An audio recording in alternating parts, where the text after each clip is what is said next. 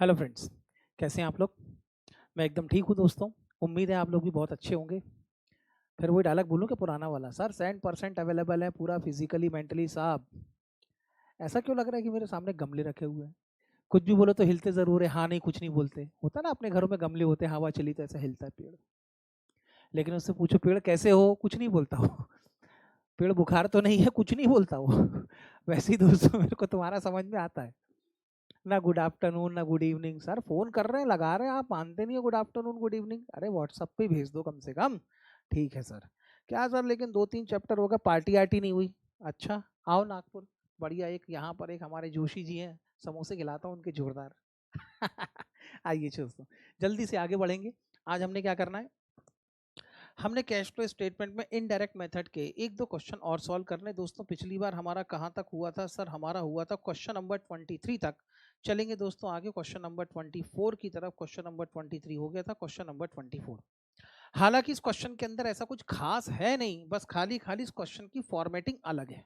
मतलब नॉर्मली जैसे क्वेश्चन होता ना कि कोई बैलेंस शीट दे दिया, उसके साथ में एडिशन एडजस्टमेंट दे दिए, ये हो गया हमारा बड़ा नॉर्मल फॉर्मेट। एक क्वेश्चन आया था जिसमें बैलेंस शीट के साथ में statement of profit and loss account भी दिया हुआ था, वो हो गया दूसरे टाइप का फॉर्मेट। ये है तीसरे टाइप का फॉर्मेट, देसी एकदम। देसी का मतलब सर बिल्कुल रेगुलर फॉर्मेट। उनने कहा साल भर में इतना हुआ है दोस्तों, साल भर में ये हिसाब किताब बैठा है हमारा, अब तुम देख लो तुमको क्या जमता है।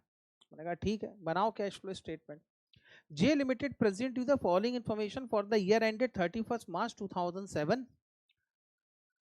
Net profit before tax provision. दोस्तों बिफोर टैक्स प्रोविजन है, मतलब ये क्या रहा होगा, profit before tax. Dividend paid है, income tax paid, book value of asset sold, loss on sale of asset, depreciation debited to profit and loss account, capital grant received amortized in profit and loss account, book value of investment sold, profit on sale of investment. दोस्तों आपके लिए कोई नया point होगा तो ये capital grant received amortized in profit and loss account, ये पहली बार आया है। आगे चलते हैं। Profit on sale of investment, interest income from investment credited to profit and loss account. Interest income आई इन्वेस्टमेंट से, प्रॉफिट एंड लॉस अकाउंट में क्रेडिट की, interest expenses debited to profit and loss account. Interest actually paid, ओहो देखो दोस्तों इसके अंदर एक कंट्रोवर्सी है। आगे चलते हैं। इंक्रीजिंग वर्किंग कैपिटल, अच्छा इस बार ना तो करंट एसेट ना तो करंट लायबिलिटी, दुनिया भर का नाटक ही नहीं, इन्होंने कह दिया सीधे सीधे इंक्रीज इन वर्किंग कैपिटल है। परचेज ऑफ फिक्स्ड एसेट्स है, expenditure on construction work, grant received for capital project 18 rupees, long term borrowing from bank, provision for income tax debited in profit and loss account, cash and bank balance on 1st April 2006, cash and bank balance on 31st March 2007। You are required to prepare the cash flow statement as per ES3 revise. शुरू करें दोस्तों, यहाँ पर भी cash flow statement बनाना है। काम करने का तरीका वही होगा, पहले अपना फॉर्मेटिंग करेंगे, फॉर्मेटिंग करने के बाद देखेंगे क्या करना है। चलूँ आगे। यस सर, लिखेंगे solution number 24। Solution number 24, company का नाम क्या सर, जे लिमिटेड, तो लिखेंगे यहां पर J limited. Cash flow statement, cash flow statement for the year ended,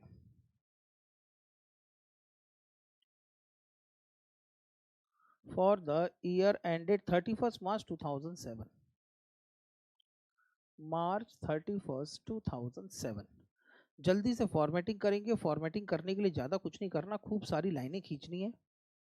एक लाइन, दो लाइन।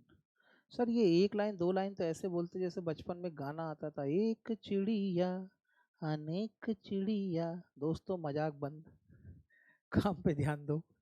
ठीक है सर, यहाँ से हम बनाएंगे कुछ वर्किंग नोट।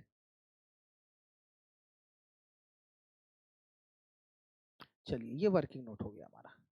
और क्या करना है, और सर एक दो लाइन यहाँ पे भी खींच के इसको थोड़ा सुंदर सा बना लो। ओके,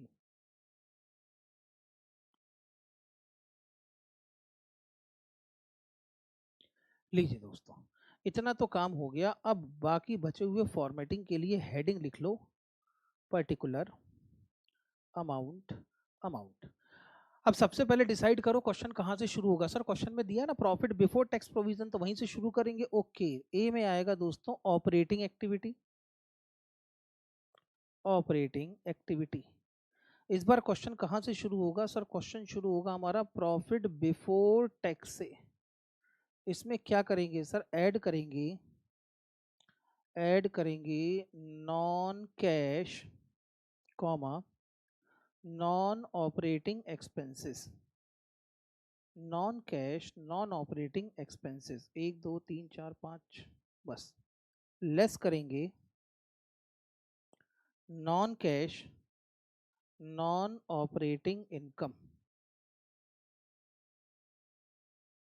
1 2 3 4, फिर निकलेगा दोस्तों operating profit before change in working capital, operating profit before change in working capital. हाँ दोस्तों, अब वर्किंग कैपिटल के लिए हम ऐड किया करते थे increase in current liability, decrease in current asset. अब इन्होंने तो डिटेल बताया नहीं है, खाली खाली लिख के दे दिया इंक्रीज इन वर्किंग कैपिटल। अब इंक्रीज इन वर्किंग कैपिटल का मतलब है इंक्रीज इन नेट एसेट, और जब भी नेट एसेट इंक्रीज होगी ये क्या होगी, कैश की आउटफ्लो। तो इसको दुनिया भर का लिखने की बजाय सीधे सीधे लेस करके दिखा देंगे, increase in working capital. Increase in working capital add करने के बाद दोस्तों अब कैलकुलेट होगा cash operating profit, cash operating profit before tax paid. इसमें से दोस्तों लेस करवाना है हमने tax paid, tax paid during the year.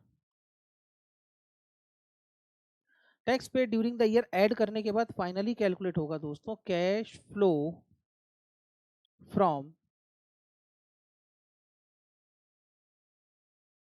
Operating activity. ये होगा हमारा cash flow from operating activity. इसके बाद अब क्या चाहिए सर, इन्वेस्टिंग एक्टिविटी भी चाहिए। पॉइंट नंबर बी में लिखेंगे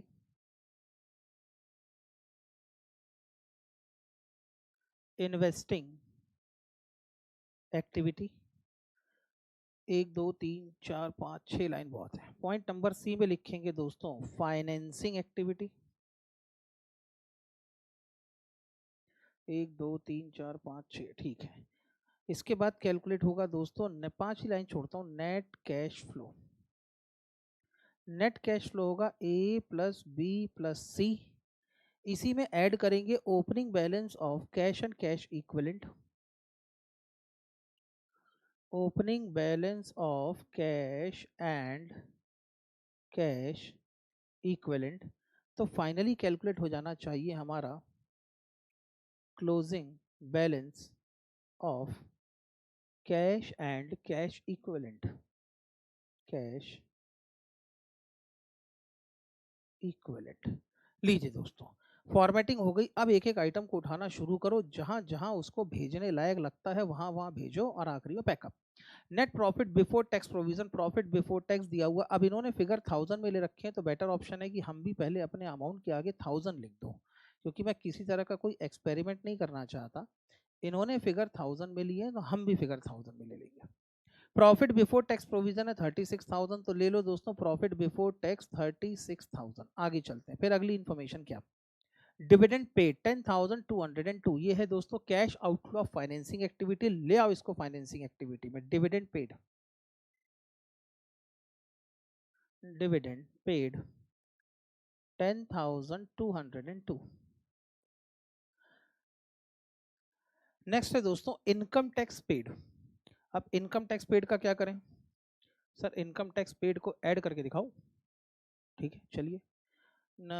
5,100 लिखेंगे, कहाँ ऐड करना है, ये है 5,100 income tax paid during the year. आगे बढ़ेंगे, book value of asset sold 222, loss on sale of asset. ये दो चीजें इन्होंने अलग अलग बताई हैं, लेकिन पढ़ना तो कंबाइंड पड़ेगा।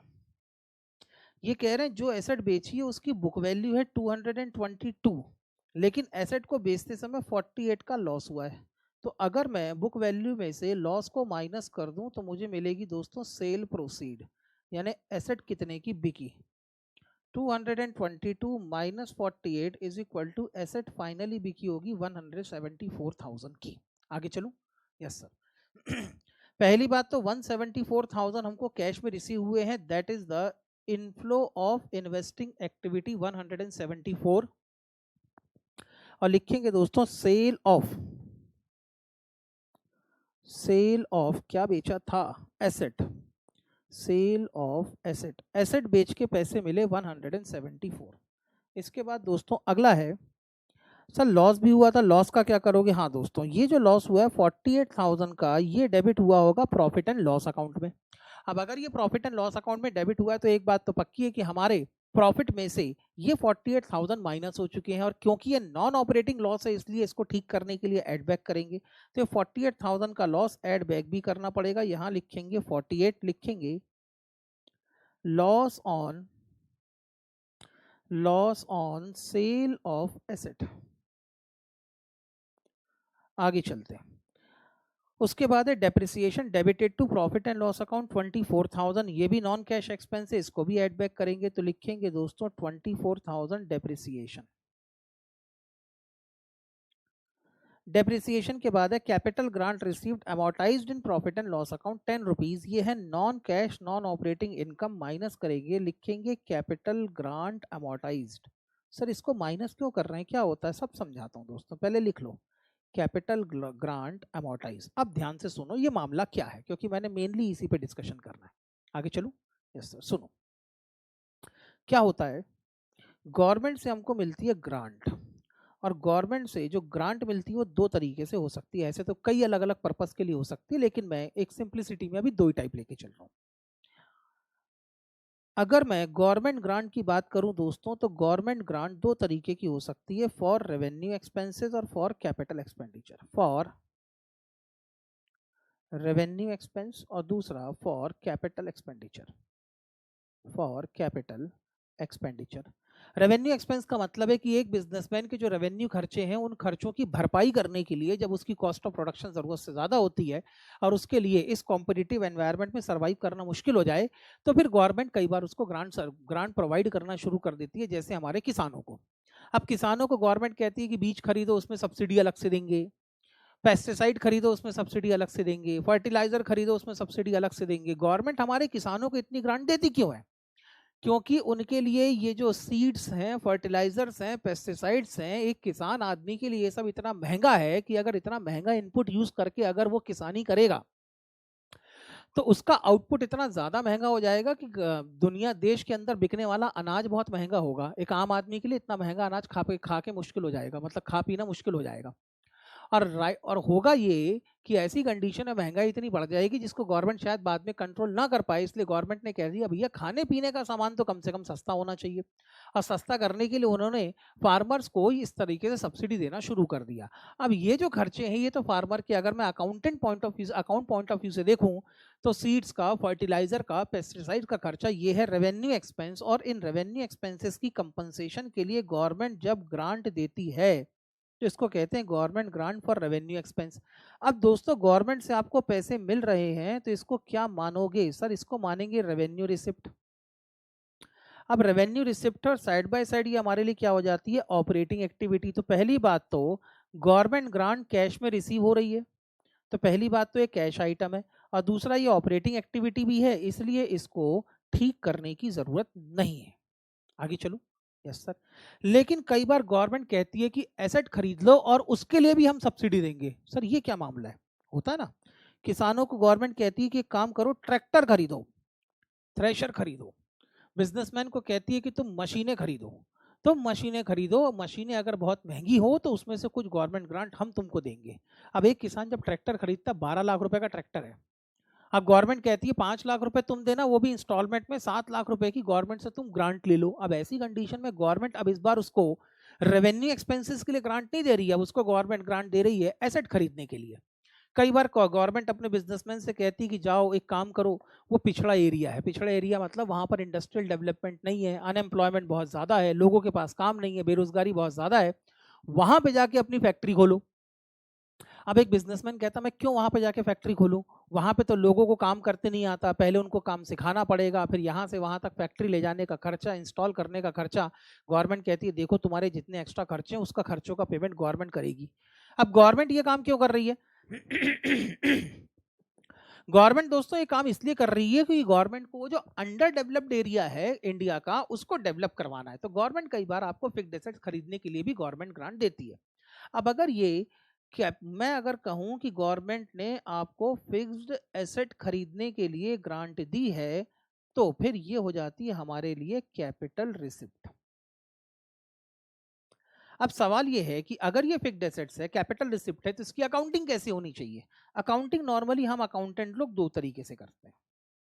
एक तो गवर्नमेंट ग्रांट को हम अपनी फिक्स्ड एसेट्स की कॉस्ट में से माइनस ही कर देते हैं। हम कहते हैं कि भाई मान लो हमने कोई फिक्स्ड एसेट्स खरीदी जिसकी कॉस्ट है 10 लाख रुपए की और हमको ग्रांट में मिल गए गवर्नमेंट से 4 लाख रुपए। तो मान लो कि हमारी फिक्स्ड एसेट्स की कॉस्ट ही कितनी है, 6 लाख रुपए। हम अपनी अकाउंट की बुक में फिक्स्ड एसेट्स की कॉस्ट ही कितनी दिखाते हैं, 6 लाख रुपीस की दिखाते हैं। अब इसको कॉस्ट नहीं बोलते, इसको बोलते हैं हम कैरिंग अमाउंट। सर ऐसा क्यों दोस्तों? क्योंकि ओरिजिनल कॉस्ट तो कुछ और है। ओरिजिनल कॉस्ट में से गवर्नमेंट ग्रांट माइनस करने के बाद मेरी अकाउंट की बुक में जो वैल्यू लिखी जाएगी वो होगी 6 लाख रुपीस, इसलिए इसको कहते हैं हम लोग कैरिंग अमाउंट। तो जो कैपिटल रिसिप्ट होती है, कैपिटल रिसिप्ट की अकाउंटिंग करने का सबसे पहला तरीका तो ये है कि जिस एसेट के लिए आपको एक गवर्नमेंट ग्रांट मिली है, आप उसी एसेट की कॉस्ट में से इस गवर्नमेंट ग्रांट को माइनस करके दिखा दो और जो बची हुई कैरिंग अमाउंट है उसको आप अकाउंटिंग करते रहो, उसी में से आप डेप्रिसिएशन माइनस करते रहो। कई लोग क्या करते हैं, इसको इस तरीके से काम ना करके इस काम को करने के लिए वो दो अलग अलग अकाउंट खोलते हैं। एक तो फिक्स्ड एसेट्स अकाउंट खोलेंगे और फिक्स्ड एसेट्स अकाउंट में एसेट की कॉस्ट लिखेंगे 10 लाख रुपए और साथ में एक गवर्नमेंट ग्रांट अकाउंट खोलेंगे और गवर्नमेंट ग्रांट जो 4 लाख रुपए की मिली है इसकी अकाउंटिंग वो अलग करेंगे। यानी एसेट की जो ओरिजिनल कॉस्ट है उस पर अकाउंटिंग अलग होगी और जो गवर्नमेंट ग्रांट उनको मिल रही है उसकी अकाउंटिंग वो अलग करेंगे। दो अलग अलग अकाउंट खोलेंगे। दोनों को सेट ऑफ कराने की बजाय, पहली मेथड को फॉलो करने की बजाय दूसरी मेथड पे आ जाते हैं। अब होता क्या है कि अब क्योंकि फिक्स्ड एसेट्स की मान लेते हैं एस्टिमेटेड लाइफ 10 साल है, तो गवर्नमेंट ग्रांट भी तो 10 साल में थोड़ी थोड़ी करके राइट ऑफ होनी चाहिए।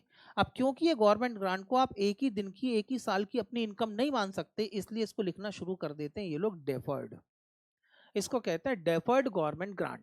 और जैसे एक एसेट की जब इकोनॉमिक लाइफ 10 साल की होती है, यूजफुल लाइफ 10 साल की होती है, तो उस एसेट की कॉस्ट को हम 10 साल में डेप्रिशिएट करते हैं। वैसे ये जो डेफर्ड गवर्नमेंट ग्रांट हमको मिलती है, अगर एसेट की लाइफ 10 साल है तो गवर्नमेंट ग्रांट भी थोड़ा थोड़ा करके 10 साल में हमारी अकाउंट की बुक में राइट ऑफ होनी चाहिए। अब राइट ऑफ करने के लिए क्या करते हैं भाई? राइट ऑफ करने के लिए टोटल गवर्नमेंट ग्रांट मिली 4 लाख रुपए की। मान लेते हैं एसेट की इकोनॉमिक लाइफ कितनी है, 10 साल। तो अगर 4 लाख को डिवाइडेड बाय 10 करूं तो बचता कितना है, 40,000 रुपए। ये हर साल गवर्नमेंट ग्रांट की 40,000 रुपए की इनकम को प्रॉफिट एंड लॉस अकाउंट में इनकम के नाम पे क्रेडिट करते चले जाएंगे। और ये इनकम कब तक क्रेडिट करते रहेंगे? 10 साल तक क्रेडिट करते रहेंगे। तो 10 साल के बाद गवर्नमेंट ग्रांट का बैलेंस ऑटोमेटिकली कितना हो जाएगा, जीरो। और दूसरे साइड से फिक्स्ड एसेट्स का बैलेंस भी कितना हो जाएगा, जीरो। तो जब किसी कैपिटल एक्सपेंडिचर को पूरा करने के लिए गवर्नमेंट आपको कोई ग्रांट देती है तो इसको कहते हैं capital receipt, grant for capital receipt. अब कैपिटल रिसिप्ट जो ग्रांट होती है उसके अकाउंटिंग के दो तरीके हो सकते हैं। या तो आप इस कैपिटल ग्रांट को एसेट की कॉस्ट में से माइनस करके दिखाएं, और या तो फिर आप एसेट के लिए अलग अकाउंट मेंटेन करें और डेफर्ड गवर्नमेंट ग्रांट का आप एक सेपरेट अलग अकाउंट मेंटेन करें। अब जब आप डेफर्ड गवर्नमेंट ग्रांट का सेपरेट अकाउंट अलग से मेंटेन करते हैं तो क्योंकि ये ग्रांट भी according to fixed assets write off होनी चाहिए, according to depreciation charge on fixed assets minus होनी चाहिए, तो इसीलिए ये गवर्नमेंट ग्रांट भी थोड़ी थोड़ी करके राइट ऑफ होती चली जाती है और इसको एज अ इनकम हम लोग कहां रिकॉग्नाइज करते हैं, प्रॉफिट एंड लॉस अकाउंट में क्रेडिट करते चले जाते हैं। और वही चीज हमारे क्वेश्चन के अंदर लिखी है, पढ़ो क्या लिखा है। कैपिटल ग्रांट रिसीव्ड, यानी हमको तो ग्रांट मिल चुकी थी। Amortised in profit and loss account, यानी करंट ईयर में राइट ऑफ कितनी हुई है, 10 रुपए की। यानी कैपिटल ग्रांट तो जिस जमाने में मिली होगी उस जमाने में मिली होगी, हमने इस साल उसको एज एन इनकम कितना अपने प्रॉफिट एंड लॉस अकाउंट में लिखा है, 10 रुपए का। लेकिन हमको गवर्नमेंट ग्रांट इस साल थोड़े ना मिल रही है, हमको तो 4 साल पहले ऑलरेडी रिसीव हो चुकी है। हम तो उस पूरी की पूरी टोटल गवर्नमेंट ग्रांट में से 10 रुपए की गवर्नमेंट ग्रांट को इस साल अपनी income profit and loss account में दिखा रहे हैं। अब ऐसी कंडीशन में दोस्तों ये हमने इनकम के नाम पे दिखाया है, लेकिन ये 10 रुपए का आपको कैश तो मिला नहीं है, तो ये क्या हो गई आपके लिए, नॉन कैश इनकम। और अगर ये नॉन कैश इनकम है तो फिर हम अपने ऑपरेटिंग एक्टिविटी में से इसको माइनस करके दिखाएंगे, लिखेंगे non cash non operating income में कैपिटल ग्रांट रिसीव्ड 10 रुपए। बात समझ में आ गई? चलेंगे आगे। Book value of investment sold, अब जो इन्वेस्टमेंट बेचे हैं उसकी बुक वैल्यू है 33,318। अब profit on sale of investment 120 रुपए का प्रॉफिट है। 33,318 प्लस 120, तो ये हो जाता है दोस्तों 33,438। अब दोस्तों क्योंकि प्रॉफिट है इसलिए मैं प्रॉफिट को प्लस कर देता हूं, तो फिर मुझे मिलेगा सेल प्रोसीड। तो मैंने जो इन्वेस्टमेंट बेचे हैं वो कितने रुपए के बेचे हैं, 33,438 रुपीज के बेचे हैं। That is the cash inflow of investing activity. तो इन्वेस्टिंग एक्टिविटी में लिखेंगे दोस्तों 33,438 सेल ऑफ इन्वेस्टमेंट। चाहो तो वर्किंग करके लिख लो 33,33318 33,318 प्लस इसमें ऐड होगा profit on sale of equipment 120। आगे चलूं, उसके बाद ये प्रॉफिट जो है 120 रुपीज का, ये प्रॉफिट भी कहां क्रेडिट हुआ होगा सर, ये क्रेडिट हुआ होगा प्रॉफिट एंड लॉस अकाउंट में। अब प्रॉफिट एंड लॉस अकाउंट में क्रेडिट होने का मतलब है कि ये हमारे प्रॉफिट बिफोर टैक्स में जुड़ चुका है, ऐड हो चुका है। लेकिन क्योंकि ये नॉन ऑपरेटिंग एक्टिविटी है तो इसलिए मुझे इसका इफेक्ट कैंसिल करने के लिए माइनस भी करना पड़ेगा। तो non cash non operating income में माइनस करेंगे 120 rupees profit on sale of investment. Profit on sale of investment ये एड बैक होगा। आगे चलते हैं, उसके बाद ये कह रहे हैं इंटरेस्ट इनकम फ्रॉम इन्वेस्टमेंट। हमने कोई इन्वेस्टमेंट खरीदे, उससे हमें इंटरेस्ट की इनकम आई। अब क्योंकि बिजनेस का नेचर नहीं दिया हुआ है, तो मैंने पहले भी कहा था जनरल नेचर में जब आपको इंटरेस्ट की इनकम रिसीव होगी तो आप इसको cash inflow from investing activity मानेंगे। इन्होंने क्या कर रखा है, credited to profit and loss account. इन्होंने इस इंटरेस्ट की इनकम को प्रॉफिट एंड लॉस अकाउंट में क्रेडिट किया है। क्रेडिट करने का मतलब ये इंटरेस्ट की इनकम हमारे प्रॉफिट में जुड़ चुकी है, ऐड हो चुकी है, इसलिए इसका इफेक्ट कैंसिल करने के लिए पहले मुझे इसको माइनस करना पड़ेगा। कितने रुपए, 3000। तो एक इफेक्ट तो होगा, यहां से पहले मुझे 3000 माइनस करने पड़ेंगे, लिखेंगे इंटरेस्ट इनकम। और क्योंकि ये इन्वेस्टिंग एक्टिविटी की इनफ्लो है तो इसी 3000 को इन्वेस्टिंग एक्टिविटी में भी भेजेंगे। 3000 income from investment, income from investment received. आगे चलते हैं, उसके बाद है interest expenses debited to profit and loss account. अगर आप इंटरेस्ट का खर्चा दिखा रहे हैं तो पक्की पक्की बात है कौन सी एक्टिविटी है, फाइनेंसिंग एक्टिविटी। लेकिन क्योंकि ये इंटरेस्ट का खर्चा प्रॉफिट एंड लॉस अकाउंट में डेबिट हो गया है, इसका मतलब ये मेरे प्रॉफिट में से माइनस हो चुका है, ऑलरेडी घट चुका है, सब्सट्रैक्ट हो चुका है। इसका इफेक्ट कैंसिल करने के लिए for cancelling the effect of such interest expense I should add back this interest expense as non operating expense. सबसे पहले तो मुझे इस इंटरेस्ट के खर्चे को as a non operating expense add back करना पड़ेगा। तो लिखेंगे इंटरेस्ट एक्सपेंसेस 10,000, 10,000 ही थे ना, 10,000 12,000, 12,000 है सॉरी, ये है दोस्तों 12,000 रुपीज। सबसे पहले मैं एड बैक करूंगा 12,000 रुपीज, लिखेंगे इंटरेस्ट एक्सपेंसेस। उसके बाद ये कह रहे हैं नीचे इंटरेस्ट एक्चुअली पेड 13,042 रुपीज। जितना इंटरेस्ट हमने पे किया होगा वो है एक्चुअल कैश की आउटफ्लो। और ये जो एक्चुअल कैश की आउटफ्लो है, क्योंकि ये फाइनेंसिंग एक्टिविटी है तो इसको फाइनेंसिंग एक्टिविटी में कैश आउटफ्लो के नाम पे दिखाएंगे 13,042 रुपीज। 13,042 रुपीज यहां लिखेंगे दोस्तों इंटरेस्ट पेड। सर लेकिन ऐसा क्यों हुआ होगा, इंटरेस्ट का खर्चा कुछ और प्रॉफिट एंड लॉस अकाउंट में रिकॉर्ड हुआ 12,000 और इंटरेस्ट पे हुआ 13,042। दोस्तों देखो इस साल का अक्रूड एक्सपेंस 12,000 होगा तो अक्रूअल बेसिस पे प्रॉफिट एंड लॉस अकाउंट में खर्चा 12,000 का भेजा होगा। लेकिन प्रीवियस ईयर का आउटस्टैंडिंग मिला उलू के टोटल खर्चा पे कितना हुआ होगा, 13,042 का पे हुआ होगा। आगे चलते हैं, increase in working capital. Working capital increase होगी दोस्तों, ये हमारे लिए क्या है, कैश की आउटफ्लो। और ये अगर कैश की आउटफ्लो है तो कैश फ्लो स्टेटमेंट बनाते समय हम इसको माइनस करेंगे 67290। इंक्रीज इन वर्किंग कैपिटल ये एड बैक होगा 672 माइनस होगा 67290। आगे चलता हूं, purchase of fixed assets 22,092 rupees, that is the cash outflow 22,092, that is the cash outflow of investing activity. तो इन्वेस्टिंग एक्टिविटी में माइनस करके दिखाएंगे 22,092 rupees purchase of fixed assets, purchase of fixed asset. Purchase of fixed assets के बाद next item है दोस्तों expenditure on construction work 41,688। अब दोस्तों ये जो कंस्ट्रक्शन वर्क है ये हम या तो अपनी बिल्डिंग कंस्ट्रक्ट करवा रहे होंगे, या हम अपनी प्लांट एंड मशीनरी कंस्ट्रक्ट करवा रहे होंगे, या हो सकता है कि हम पूरी की पूरी फैक्ट्री कंस्ट्रक्ट करवा रहे हैं, ऐसा भी हो सकता है। तो जब ये कंस्ट्रक्शन वर्क लिखते हैं तो मुझे मानना पड़ेगा कि ये कौन सा है, capital work in progress, and that is also the part of your fixed assets. और अगर फिक्स्ड एसेट्स का पार्ट है तो कहां पे जाएगा, ये इन्वेस्टिंग एक्टिविटी में जाएगा। तो कंस्ट्रक्शन ऑफ फिक्स्ड एसेट्स 41,688 को इन्वेस्टिंग एक्टिविटी में आउटफ्लो दिखाएंगे 41,688 capital work in progress. Capital work in progress के बाद आगे चलेंगे, फिर क्या था, grant received for capital project. लो दोस्तों हमको ग्रांट रिसीव हुई है, ग्रांट रिसीव हुई है तो that is the cash inflow. सरकार से तो पैसे मिले, पैसे तो आए, कैश तो आया, so that is your cash inflow. अब ये कैश इनफ्लो है, अब ये रेवेन्यू नेचर की है कि कैपिटल नेचर की है, तो ये कह रहे हैं दोस्तों कैपिटल प्रोजेक्ट, और कैपिटल प्रोजेक्ट के लिए फिक्स्ड एसेट्स खरीदने के लिए ग्रांट मिली है, तो ये होगा cash inflow of investing activity.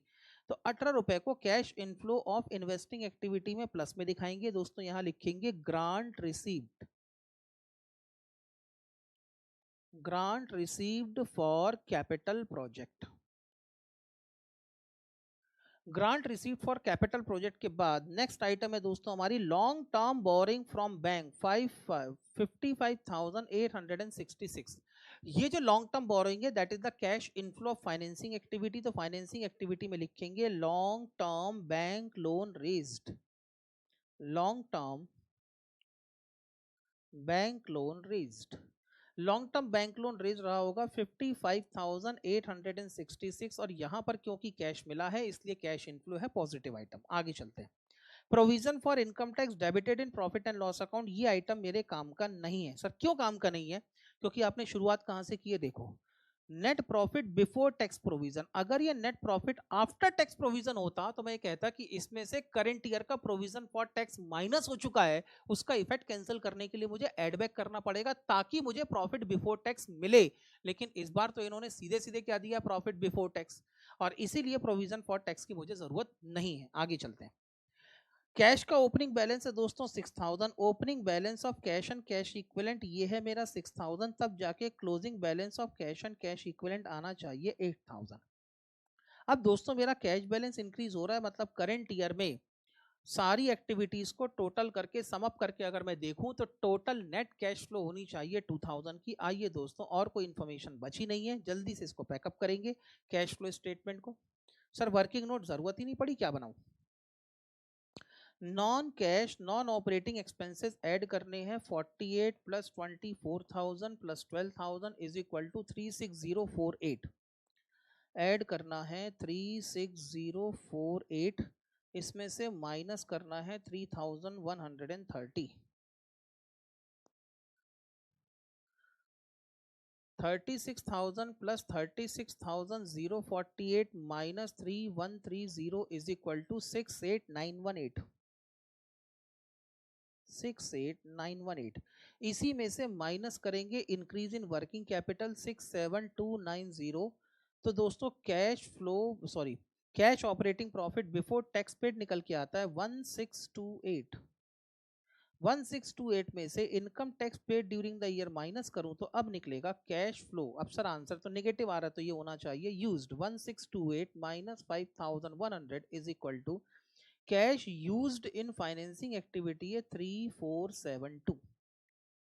अब आ जाओ दोस्तों इन्वेस्टिंग एक्टिविटी पे, 174 plus 33,438 plus 3,000 minus 22092 minus 41688 plus 18 is equal to, ये भी नेगेटिव आ गया, चलिए 27,150 इट इज ऑल्सो नेगेटिव। आगे चलूं, 10,202 ये नेगेटिव है, माइनस 13,042 प्लस 55,866 ये है पॉजिटिव।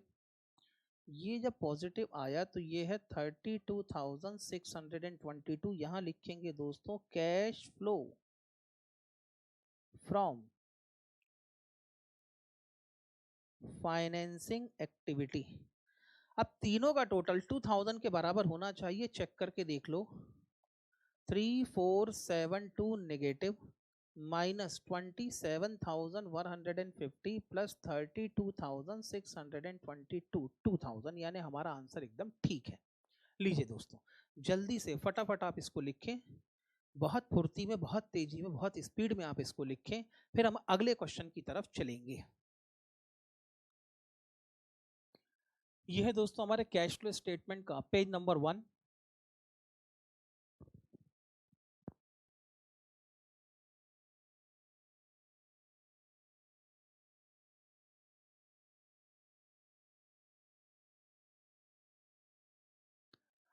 आफ्टर दिस ये है कैश फ्लो स्टेटमेंट का पेज नंबर 2।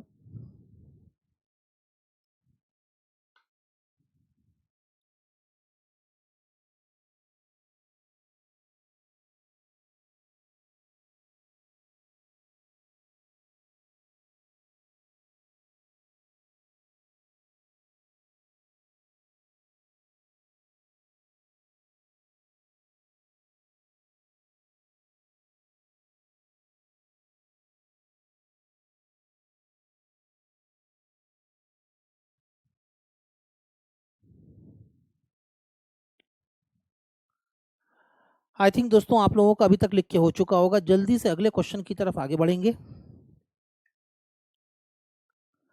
अगला क्वेश्चन क्या?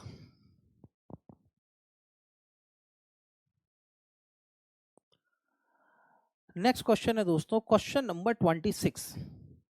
Question number 20, Surya Limited has provided you the following particular prepare the cash flow from operating activity by the indirect method in accordance with AS3।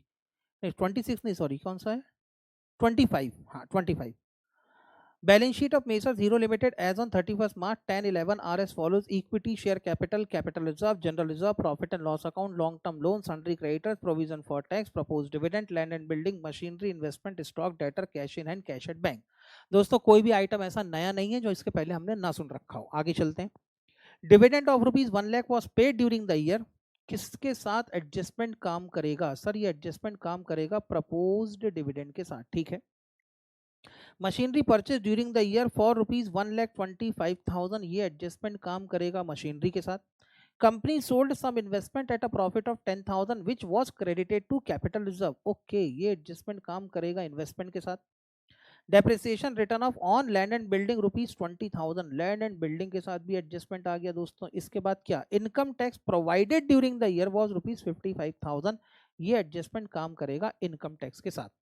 दोस्तों कोई भी मुझे नया adjustment भी नहीं दिखा, कोई नया आइटम भी नहीं दिखा, इसलिए इसको लेक्चर के अंदर डिस्कस करना पॉसिबल नहीं है। इसको आप होमवर्क में लिखेंगे दोस्तों, होमवर्क। आगे चलूं? हाँ सर चल सकते हैं आगे। चलिए तो फिर आगे चलेंगे, क्वेश्चन नंबर, नेक्स्ट क्वेश्चन की तरफ आएंगे। Question number 26। Surya Limited has provided you the following particular: prepare the cash flow from operating activity by indirect method in accordance with AS3. Operating profit before depreciation, profit on sale of investment, refund of tax, insurance claim, major fire settlement, total income 1 2 3 4 सबको add करके दिखाया है। 5वें number पे expenses है: depreciation, written off patent, written off provision for tax, propose dividend, transfer to reserve, balance profit transfer to profit and loss account. बचा हुआ profit इन्होंने कहाँ ट्रांसफर कर रखा है? प्रॉफिट एंड लॉस अकाउंट में। ये कौन सा प्रॉफिट है बताइए ना दोस्तों, ये कौन सा प्रॉफिट है? प्रॉफिट बिफोर टैक्स है कि प्रॉफिट आफ्टर टैक्स है? सर इसमें से डेप्रिसिएशन माइनस हो चुका है, मतलब प्रॉफिट आफ्टर डेप्रिसिएशन है। इसमें से टैक्स माइनस हो चुका है, मतलब ये प्रॉफिट आफ्टर टैक्स है। और इसमें से प्रपोज डिविडेंड और ट्रांसफर टू रिजर्व भी माइनस हो चुका है, मतलब ये क्या है? After appropriation. तो ये है दोस्तों profit after depreciation, after tax, after appropriation, या मोटे मोटे तौर पे कहूं तो ये है हमारा सरप्लस ड्यूरिंग द ईयर। आइए दोस्तों आगे चलेंगे। सरप्लस ड्यूरिंग द ईयर के बाद और क्या बता रहे हैं? स्टॉक इंक्रीज हुआ है, ट्रेड डेटर्स इंक्रीज हुए हैं, सन्ड्री क्रेडिटर्स इंक्रीज हुए हैं, प्रोविजन फॉर टैक्स, ओहो ऊपर भी प्रोविजन फॉर टैक्स, नीचे भी प्रोविजन फॉर टैक्स, यानी इसके साथ एक एडजस्टमेंट है। Prepaid expenses, marketable security, cash balance. चलूँ आगे दोस्तों? यस सर, चल सकते हैं आगे। चलिए फिर आगे जल्दी से कैश फ्लो स्टेटमेंट बनाएंगे। काम होगा यहाँ पर पहले हमारा फॉर्मेटिंग करने का। इस पेज को छोड़ ही दो, हटा, क्यों छोड़ू। लिखेंगे दोस्तों यहाँ पर सबसे पहले solution number 26 Surya limited. Solution number 26 लिखेंगे दोस्तों Surya limited. Cash flow statement, cash flow statements. Cash flow statement कौन से ईयर के लिए बनाना है? तो दोस्तों हमने बनाना है फॉर द ईयर एंडेड 31 मार्च 2013। लिखेंगे फॉर द ईयर एंडेड 31 मार्च 2013।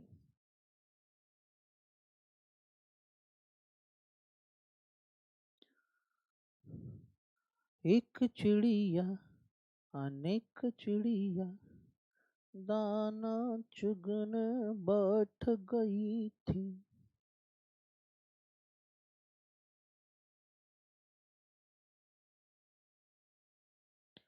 इसके बाद दोस्तों अगर ज़रूरत पड़ी तो कुछ वर्किंग नोट बनाएंगे, ज़रूरत नहीं पड़ी तो कोई दिक्कत नहीं है। लीजिए, फॉर्मेटिंग हमारी हो गई है, काम करना शुरू करेंगे। लिखेंगे यहाँ पर सबसे पहले हेडिंग में particular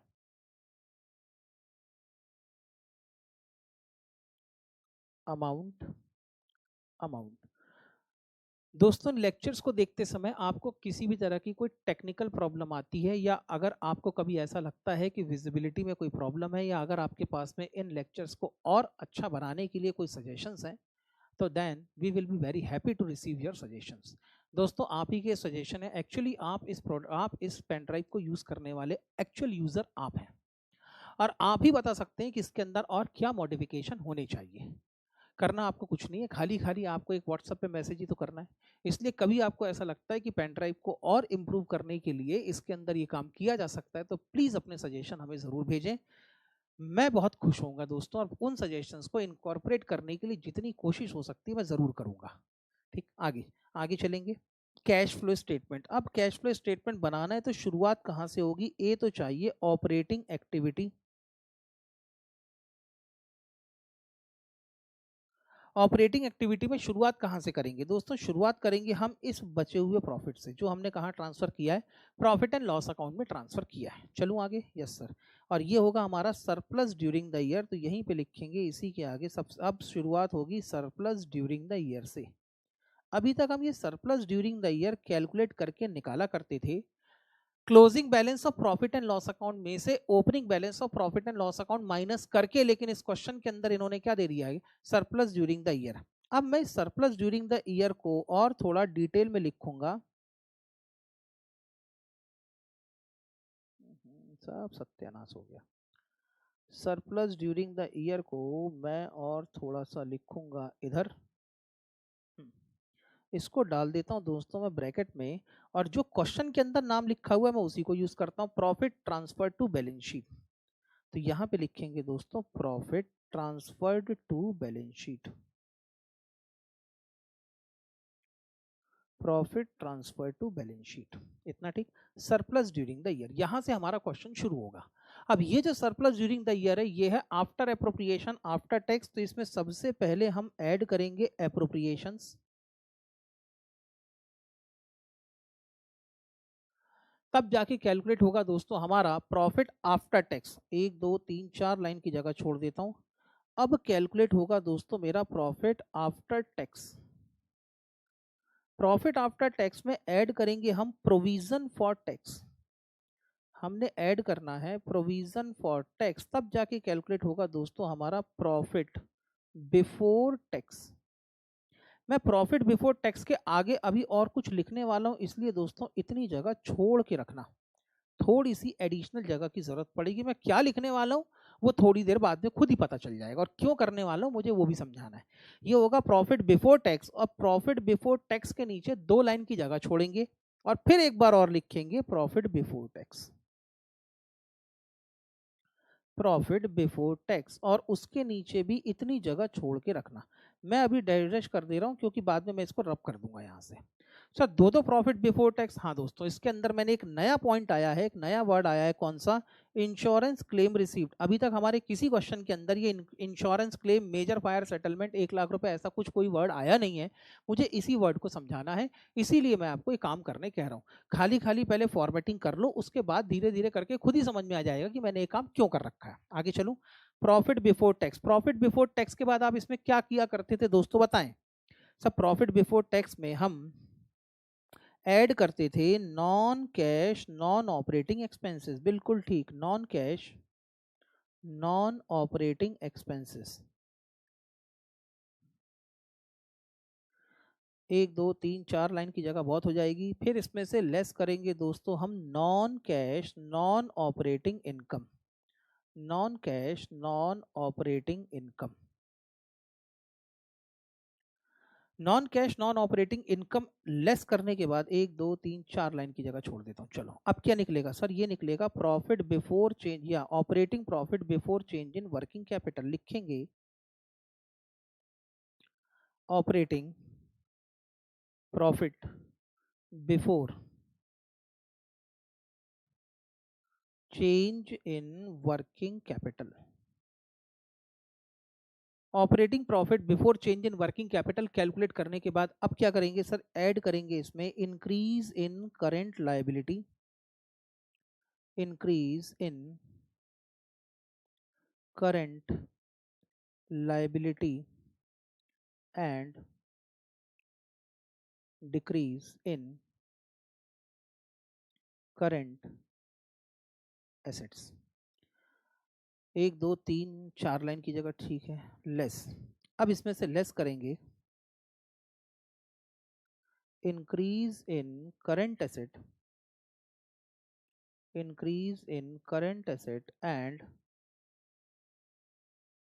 decrease in current liability. 1 2 3।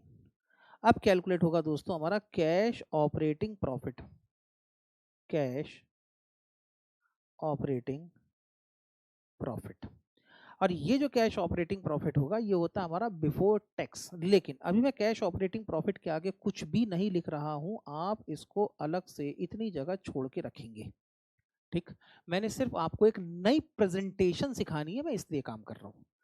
उसी के नीचे दोस्तों मैं 2 लाइन की जगह छोड़ देता हूं, फिर लिखेंगे एक बार और cash operating profit, cash operating profit. उसके आगे भी मैं कुछ लिखूंगा, फिर उसके बाद लिखेंगे दोस्तों लेस टैक्स पेड। तो फाइनली कैलकुलेट होगा cash flow from operating activity, cash flow from operating activity A. B point में मुझे चाहिए दोस्तों इन्वेस्टिंग एक्टिविटी,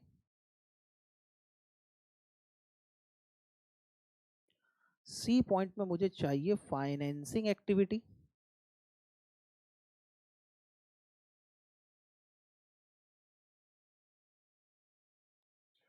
तब जाके कैलकुलेट होगा दोस्तों मेरा net cash flow. Net cash flow A plus B plus C, इसमें ऐड करेंगे opening balance of cash and cash equivalent. तो फाइनली कैलकुलेट होना चाहिए दोस्तों हमारा closing balance, closing balance of cash and cash equivalent. लीजिए दोस्तों हमारी फॉर्मेटिंग हो गई। अब एक एक करके आइटम उठाना शुरू करो। कहानी कहाँ से शुरू करनी है sir, balance of profit transfer to profit and loss account 8,08,900। लिखेंगे 8,08,900।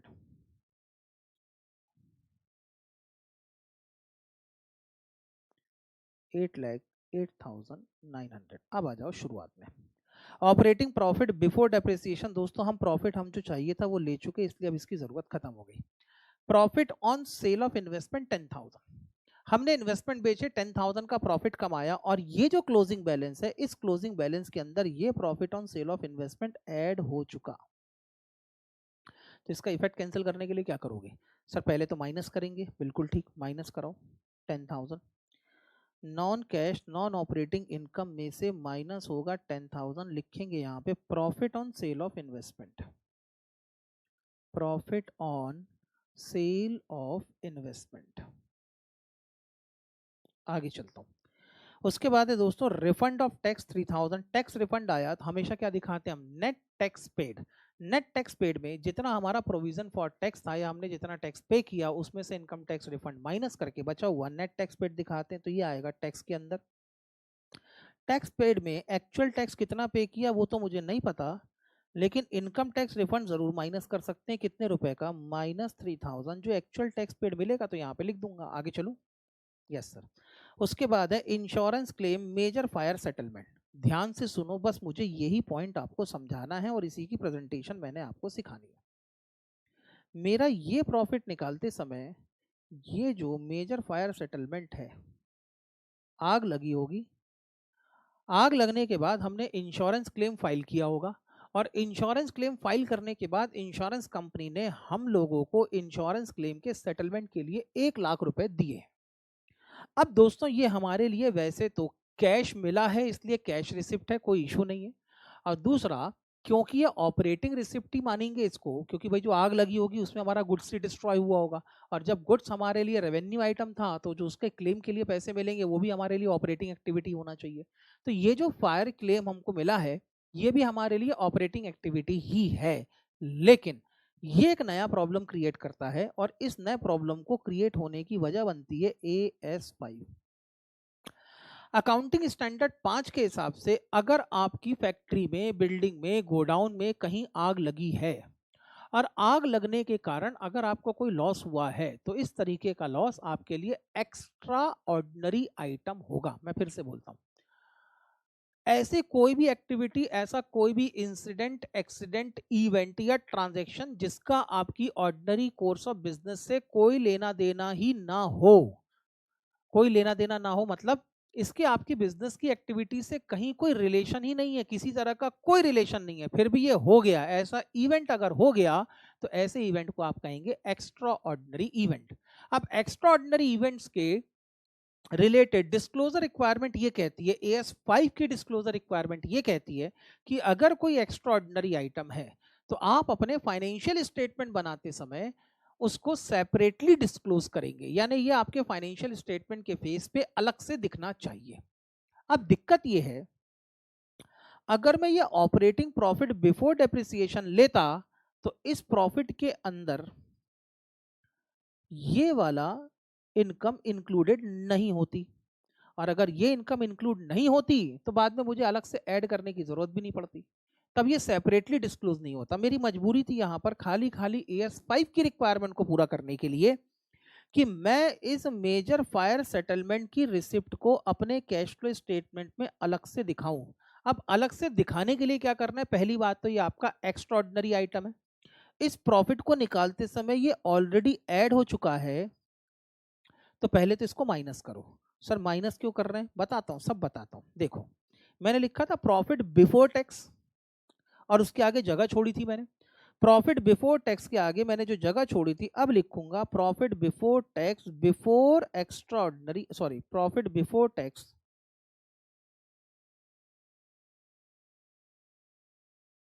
After extra ordinary item. क्योंकि मेरे प्रॉफिट के अंदर, क्योंकि मेरे प्रॉफिट के अंदर ये जो इंश्योरेंस क्लेम रिसीव हुआ है ये जुड़ा हुआ है, इंक्लूडेड है, इसलिए मेरा प्रॉफिट कौन सा है? Profit after extra ordinary item. अब एक्स्ट्रा ऑर्डिनरी आइटम को पहले मैं इसमें से लेस करके दिखाता हूं। यहां पे लिखेंगे दोस्तों less extra ordinary item, bracket में लिख देता हूं insurance claim received,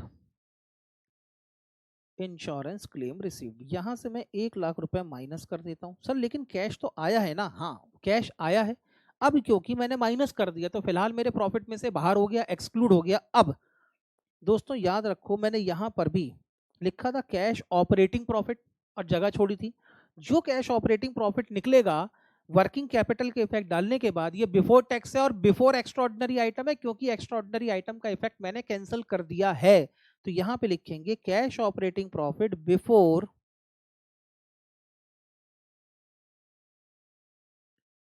extra ordinary item and tax.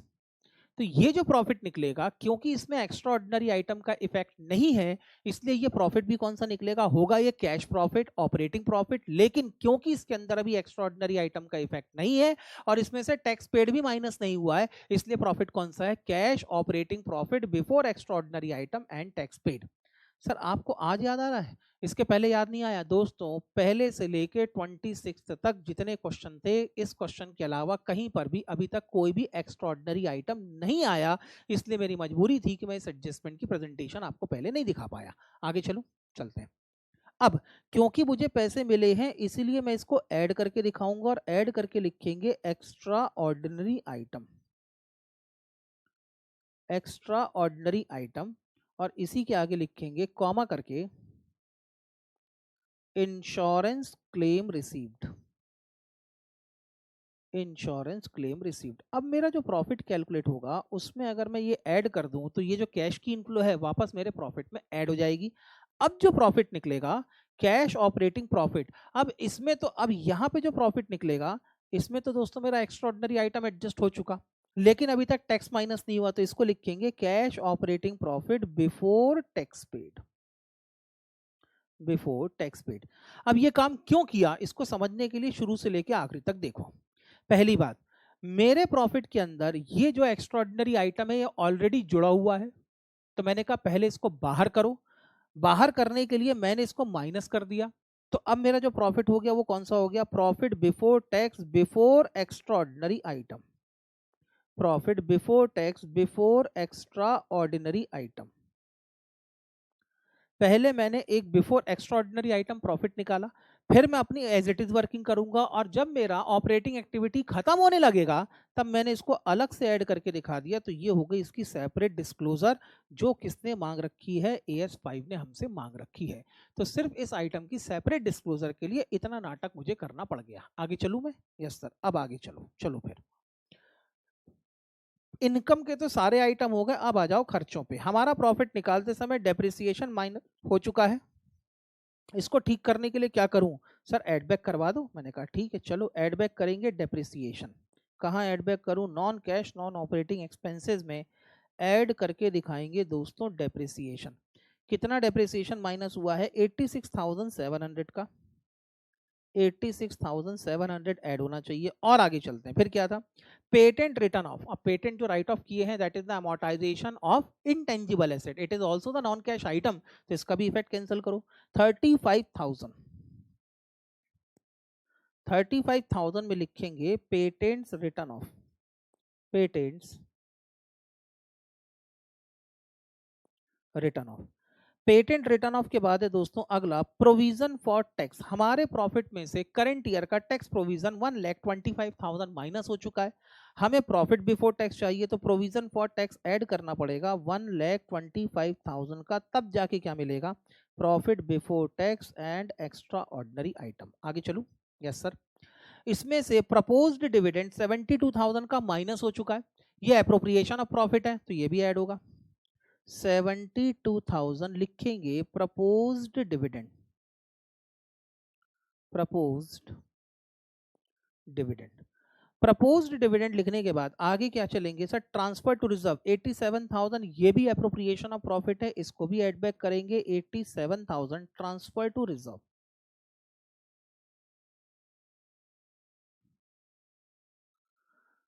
Transfer to reserve के बाद बैलेंस ऑफ प्रॉफिट तो ये ऑलरेडी हम ले ही चुके थे। अब आ जाओ नीचे की एडिशनल इन्फॉर्मेशन पे। स्टॉक, स्टॉक इंक्रीज हुआ है, 40,000 से माइनस होना चाहिए, कहाँ है माइनस, ये है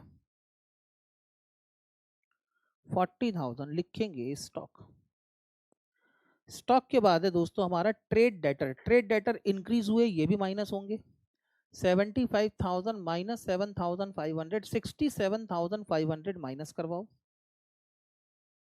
डेटर्स। डेटर्स के बाद नेक्स्ट है क्रेडिटर्स। क्रेडिटर्स इंक्रीज हुए, प्लस होना चाहिए।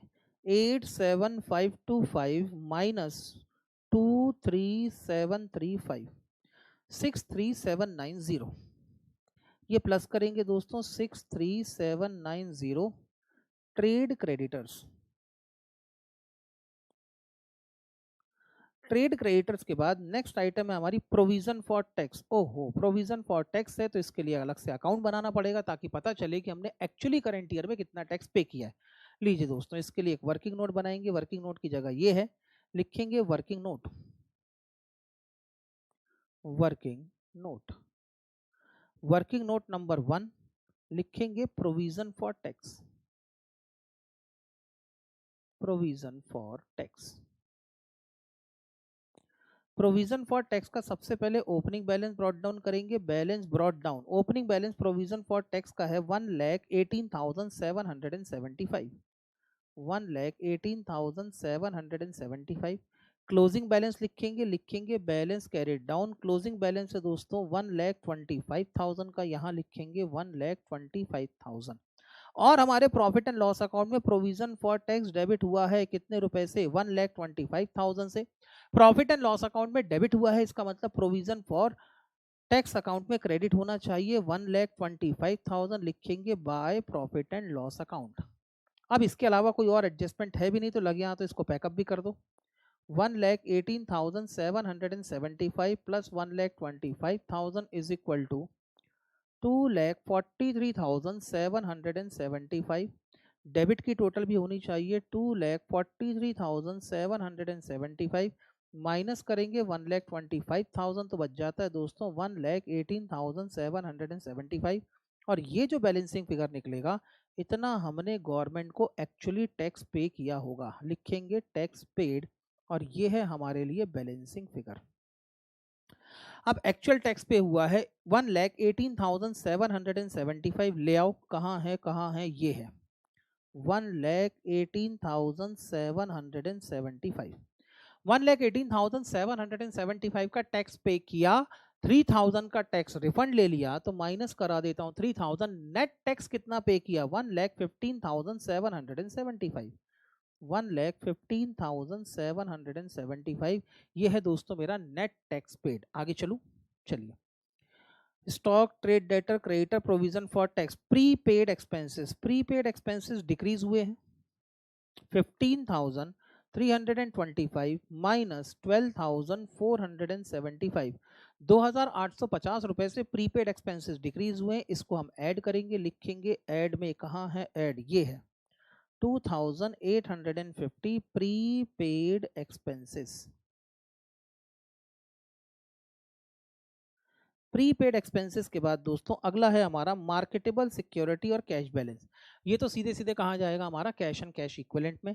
Opening balance of cash and cash equivalent 11,775 plus 23,325, 35,100। Opening balance of cash and cash equivalent में लिखेंगे 11,775 प्लस 23,325, टोटल होता है 35,100।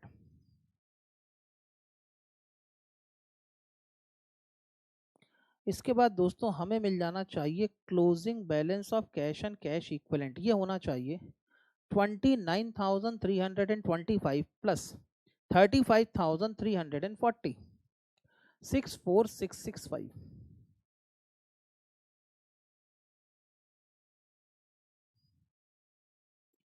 29,325 प्लस 35340।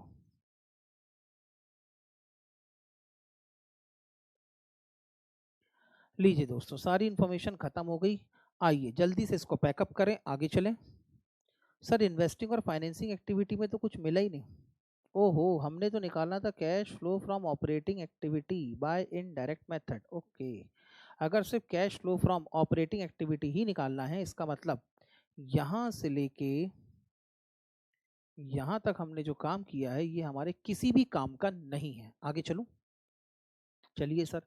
आइए दोस्तों जल्दी से पैकअप करेंगे। मैंने appropriation of profit add back करनी है 72,000 प्लस 87,000,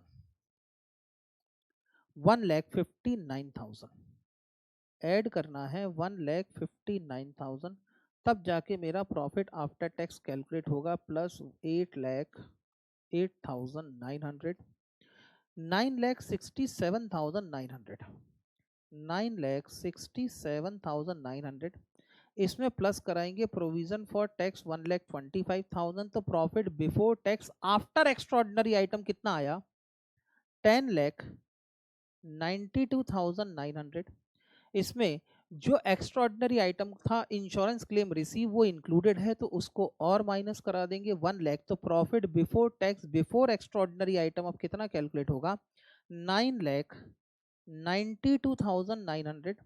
ऐड करना है non cash non operating expenses 86,700 plus 35,000 is equal to 1,21,700। Minus करना है non cash non operating income 10,000।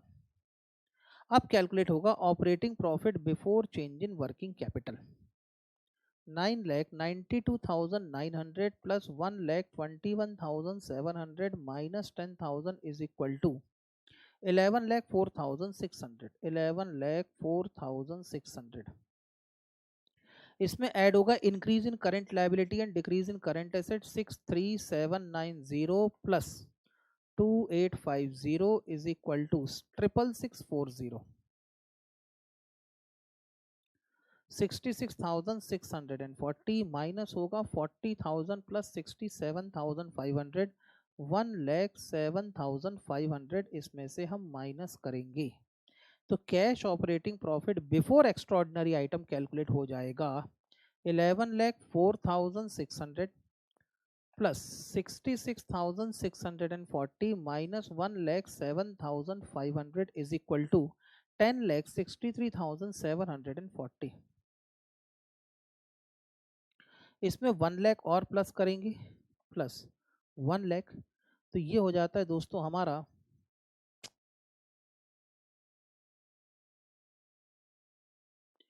11,63,740, 11,63,740। इसमें से नेट टैक्स पेड माइनस कर दो माइनस 1,15,775, तो cash flow from operating activity calculate होगा 10,47,965।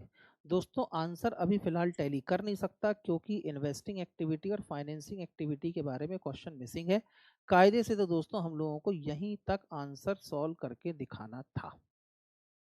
लीजिए दोस्तों जल्दी से आप इसको क्रॉस चेक करेंगे। यहां से हमने कैश फ्लो स्टेटमेंट बनाना शुरू किया था।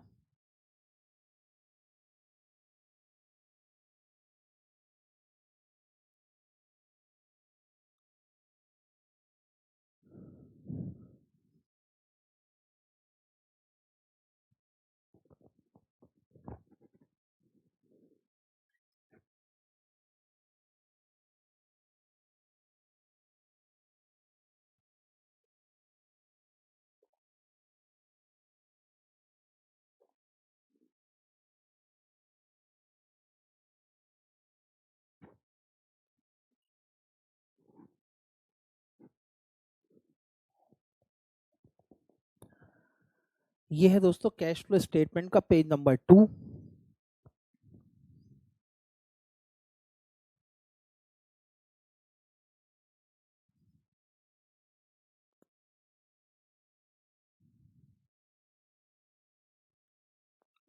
उसके बाद दोस्तों ये था हमारा कैश फ्लो स्टेटमेंट का पैकअप।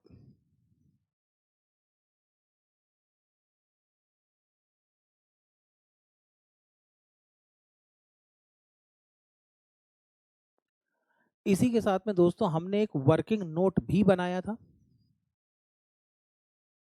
यह है दोस्तों हमारा working note provision for tax.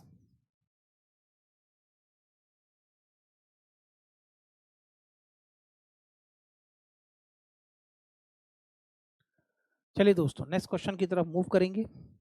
अगला क्वेश्चन है दोस्तों हमारा क्वेश्चन नंबर 27। चलूं आगे।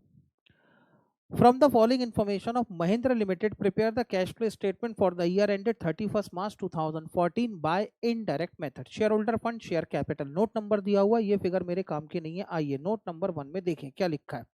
इक्विटी शेयर कैपिटल पहले प्रीवियस ईयर है, बाद में करंट ईयर है। इक्विटी शेयर कैपिटल इंक्रीज हुई है, inflow of financing activity. Preference share capital decrease हुई है, आउटफ्लो ऑफ फाइनेंसिंग एक्टिविटी। आगे चलते हैं।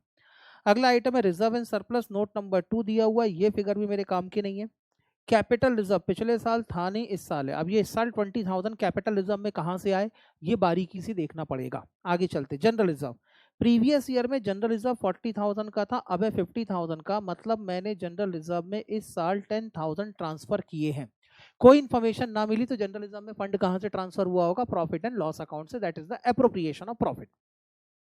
प्रॉफिट एंड लॉस अकाउंट का ओपनिंग बैलेंस 30,000 है, क्लोजिंग बैलेंस 40,000 है। मजबूरी अब यहीं से शुरू करना पड़ेगा। आगे चलते हैं। फिर क्या था, ट्रेड पेबल। ट्रेड पेबल के लिए नोट नंबर 3 है, इसका मतलब ये फिगर भी काम नहीं आएंगे। नोट नंबर 3 को देखेंगे। सन्ड्री क्रेडिटर्स इंक्रीज हुए हैं, प्लस होना चाहिए। बिल्स पेबल डिक्रीज हुए हैं, ये माइनस होने चाहिए। आगे चलते हैं। उसके बाद क्या था, फिर है liability for expenses. Liability for expenses increase हुई है, इसलिए क्या होना चाहिए, plus. Short term provision note number दिया हुआ है, ये फिगर आपके काम की नहीं है। आइए नोट नंबर 4 देखें। नोट नंबर 4 क्या है, प्रपोज्ड डिविडेंड 42,000 एंड 50,000। कोई इन्फॉर्मेशन ना मिली तो प्रीवियस ईयर का प्रपोज डिविडेंड करंट ईयर में पे हुआ होगा, और करंट ईयर का प्रपोज डिविडेंड करंट ईयर की एप्रोप्रिएशन होगी, ऐसी हमारी असम्पशन है। सेम चीज हमारी प्रोविजन फॉर टैक्स में है। अगर कोई इन्फॉर्मेशन ना मिली तो प्रीवियस ईयर का प्रपोज डिविडेंड करंट ईयर में मैंने पे किया होगा, और करंट ईयर का जो प्रपोज्ड प्रोविजन फॉर टैक्स है, ये मैं ऑपरेटिंग एक्टिविटी में प्रॉफिट आफ्टर टैक्स में ऐड करके दिखाऊंगा। आगे चलते हैं। शॉर्ट टर्म प्रोविजन के बाद है fixed asset, tangible fixed assets, note number 5, ये फिर काम का नहीं है आपके लिए। Land and building, land and building decrease हुई है दोस्तों। अब लैंड एंड बिल्डिंग डिक्रीज हुई है तो या तो सेल हुई होगी, और या तो फिर ये डेप्रिसिएशन लगा होगा। प्लांट, प्लांट अगर इंक्रीज हुआ है तो एक बात तो पक्की है कि परचेस हुई होगी, इसके अलावा भी कुछ और हो सकता है। आगे चलता हूँ। Intangible fixed asset, goodwill. पिछले साल थी गुडविल 1 लाख की, अब हो गई 80,000 की, यानी आपने 20,000 की गुडविल राइट ऑफ की है। 20,000 की गुडविल राइट ऑफ की है, ये है आपके लिए नॉन कैश एक्सपेंस, तो इसको एड बैक करेंगे। आगे चलते हैं। Long term investment, long term investment increase हुए हैं, कुछ नहीं पता चला, इसका मतलब आपने खरीदे हैं, ये होगा आपका आउटफ्लो ऑफ। कोई इंफॉर्मेशन ना मिली तो ये 10,000 होगा outflow of investing activity. Other non current asset में प्रिलिमिनरी एक्सपेंसेस प्रीवियस ईयर 15,000 के थे, अभी है 10,000 के, इसका मतलब 5,000 के प्रिलिमिनरी एक्सपेंसेस राइट ऑफ हुए हैं। अब ये जो प्रिलिमिनरी एक्सपेंसेस राइट ऑफ हुए हैं, इनका भी इफेक्ट कैंसिल करना पड़ेगा, because they are also the non cash expense. आगे चलते हैं। इन्वेंट्री, इन्वेंट्री इंक्रीज हुई है, इंक्रीज हुई है, इसलिए क्या करेंगे, माइनस, सॉरी प्लस नहीं, करंट एसेट इंक्रीज हुई है तो इसको क्या करना पड़ेगा, minus. Trade receivable working note है, ये फिगर काम की नहीं है। आइए देखें ट्रेड रिसेबल में क्या, sundry debtor, sundry debtor increase हुए हैं तो ये माइनस होंगे। बिल्स रिसेबल भी इंक्रीज हुए तो ये भी क्या हो जाएंगे, माइनस। आगे चल, अरे सॉरी, आगे चलते हैं। अगली इन्फॉर्मेशन क्या, cash and cash equivalent, note number 7 कहाँ है, नोट नंबर 7 ये है। कैश इन हैंड और कैश एट बैंक का opening balance, cash in hand और कैश एट बैंक का क्लोजिंग बैलेंस, ये आखिरी में वैसे भी डील होना। चलिए, a piece of land has been sold during the year, the profit on sale has been credited to capital reserve। लीजिए दोस्तों, ये कह रहे हैं कि साल करंट ईयर में हमने कोई लैंड बेचा। पहला एडजस्टमेंट किससे रिलेटेड है, लैंड एंड बिल्डिंग से रिलेटेड। आगे चलते हैं। उसके बाद क्या लिखा है, depreciation charge on building during the year was ₹5,000। Land and building क्योंकि एक साथ लिखा हुआ है, ये डेप्रिसिएशन का एडजस्टमेंट भी लैंड एंड बिल्डिंग के साथ ही काम आएगा। No addition under this head during the year, मतलब लैंड एंड बिल्डिंग में आपने इस साल कुछ भी नहीं खरीदा है। आगे चलते हैं। Machinery was sold for ₹10,000, return down value of machine was ₹12,000, depreciation 10,000 is charge on the plant in 2013-14। ये एडजस्टमेंट काम करेगा आपके प्लांट एंड मशीनरी के साथ। इसके बाद investments are non trade investment. लो भैया, इन्होंने पहले ही कह दिया कि जो इन्वेस्टमेंट्स हैं ये लॉन्ग टर्म इन्वेस्टमेंट है, नॉन ट्रेड इन्वेस्टमेंट है, ठीक है। आगे चलते हैं। 3,000 by the way of dividend received including 1,000 from pre-acquisition profit which has been credited to investment account। ये एडजस्टमेंट किसके साथ काम करेगा, इन्वेस्टमेंट अकाउंट के साथ काम करेगा। इन्वेस्टमेंट अकाउंट पे टिक करो, कहाँ है, ये है इन्वेस्टमेंट अकाउंट। आगे चलते हैं। अगला है दोस्तों, an interim dividend of 20,000 has been paid in 2013 2014। 13-14 में हमने 20,000 रुपए का एंट्रिम डिविडेंड पे किया है। सर ये डिविडेंड के साथ काम करेगा? नहीं दोस्तों, हमारे क्वेश्चन के अंदर ये जो डिविडेंड दिया रहता है ये होता है फाइनल डिविडेंड, और एडजस्टमेंट किससे रिलेटेड है? एंट्रिम डिविडेंड से। इसलिए इन दोनों को कभी मिक्सअप मत कर देना। पिछली बार भी हमारी बात हुई थी फाइनेंशियल स्टेटमेंट के अंदर एंट्रिम डिविडेंड और फाइनल डिविडेंड अलग अलग होते हैं, इसलिए आप इसको अलग अलग रखेंगे। आगे चलूं, चलिए क्या मांग रहे हैं? अच्छा क्वेश्चन है, बढ़िया क्वेश्चन है, जल्दी से सॉल्व करेंगे। Prepare cash flow statement for the year ended 31 March 2014 using indirect method. चलिए दोस्तों, बड़ा सा कैश फ्लो स्टेटमेंट बनाना है, तेजी से काम करना शुरू करेंगे। लिखेंगे पहले तो सॉल्यूशन नंबर आएगा 27 महिंद्रा लिमिटेड, लिखेंगे solution number 27 Mahindra limited. Solution number 27 Mahindra limited लिखेंगे। Cash flow statement for cash flow statement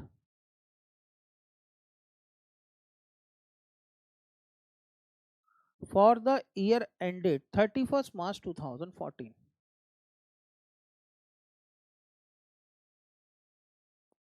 मार्च 31 2014। जल्दी से दोस्तों इसकी फॉर्मेटिंग करेंगे। Amount amount amount amount amount amount working note working note, और जरूरत पड़ी तो बाद में लाइन ड्रॉ कर लेंगे।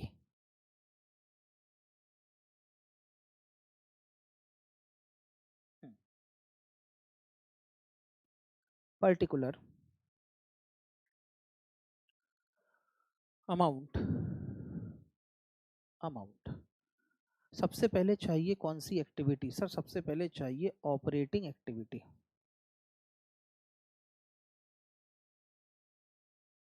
ऑपरेटिंग एक्टिविटी में इस बार हमने शुरू करना पड़ेगा closing balance of profit and loss account से, तो वहीं से लिखना शुरू करेंगे। लिखेंगे closing balance of profit and loss account, इसी में से लेस करना है opening balance of profit and loss account, तब जाके मिलेगा दोस्तों surplus during the year.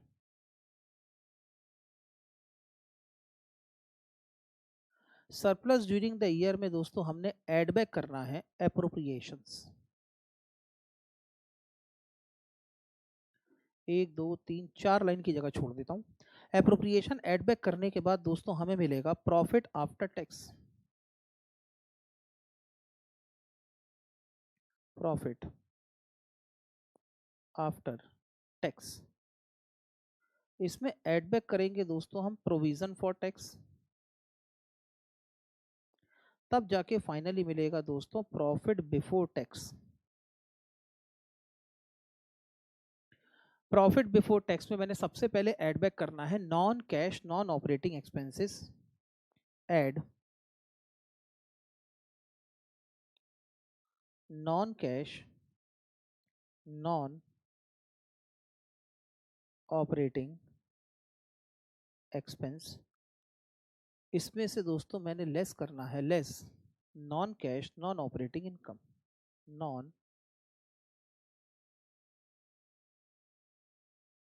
Cash non operating income.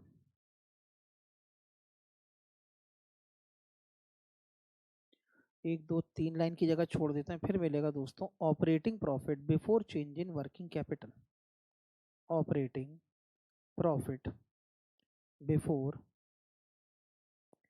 Change in working capital, इसी में ऐड करो इंक्रीज इन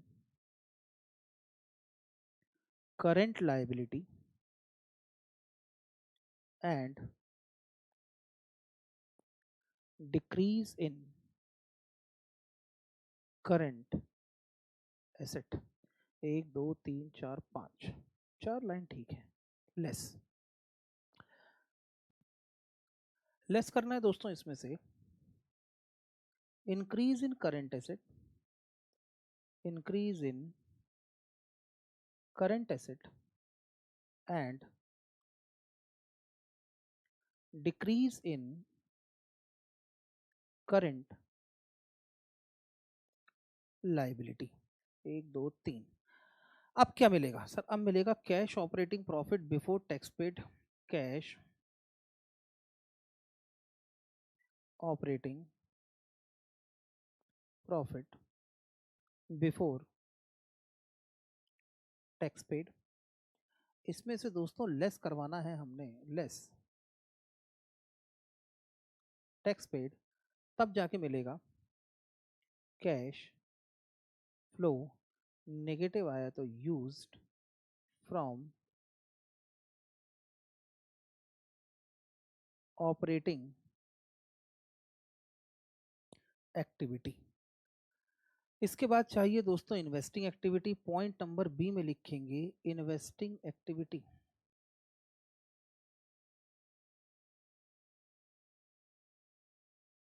एक दो तीन चार पाँच छः सात। फिर लिखेंगे दोस्तों financing activity.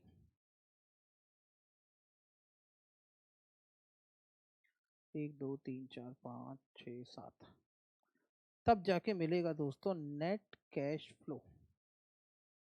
Net cash flow होगा ए plus B plus C.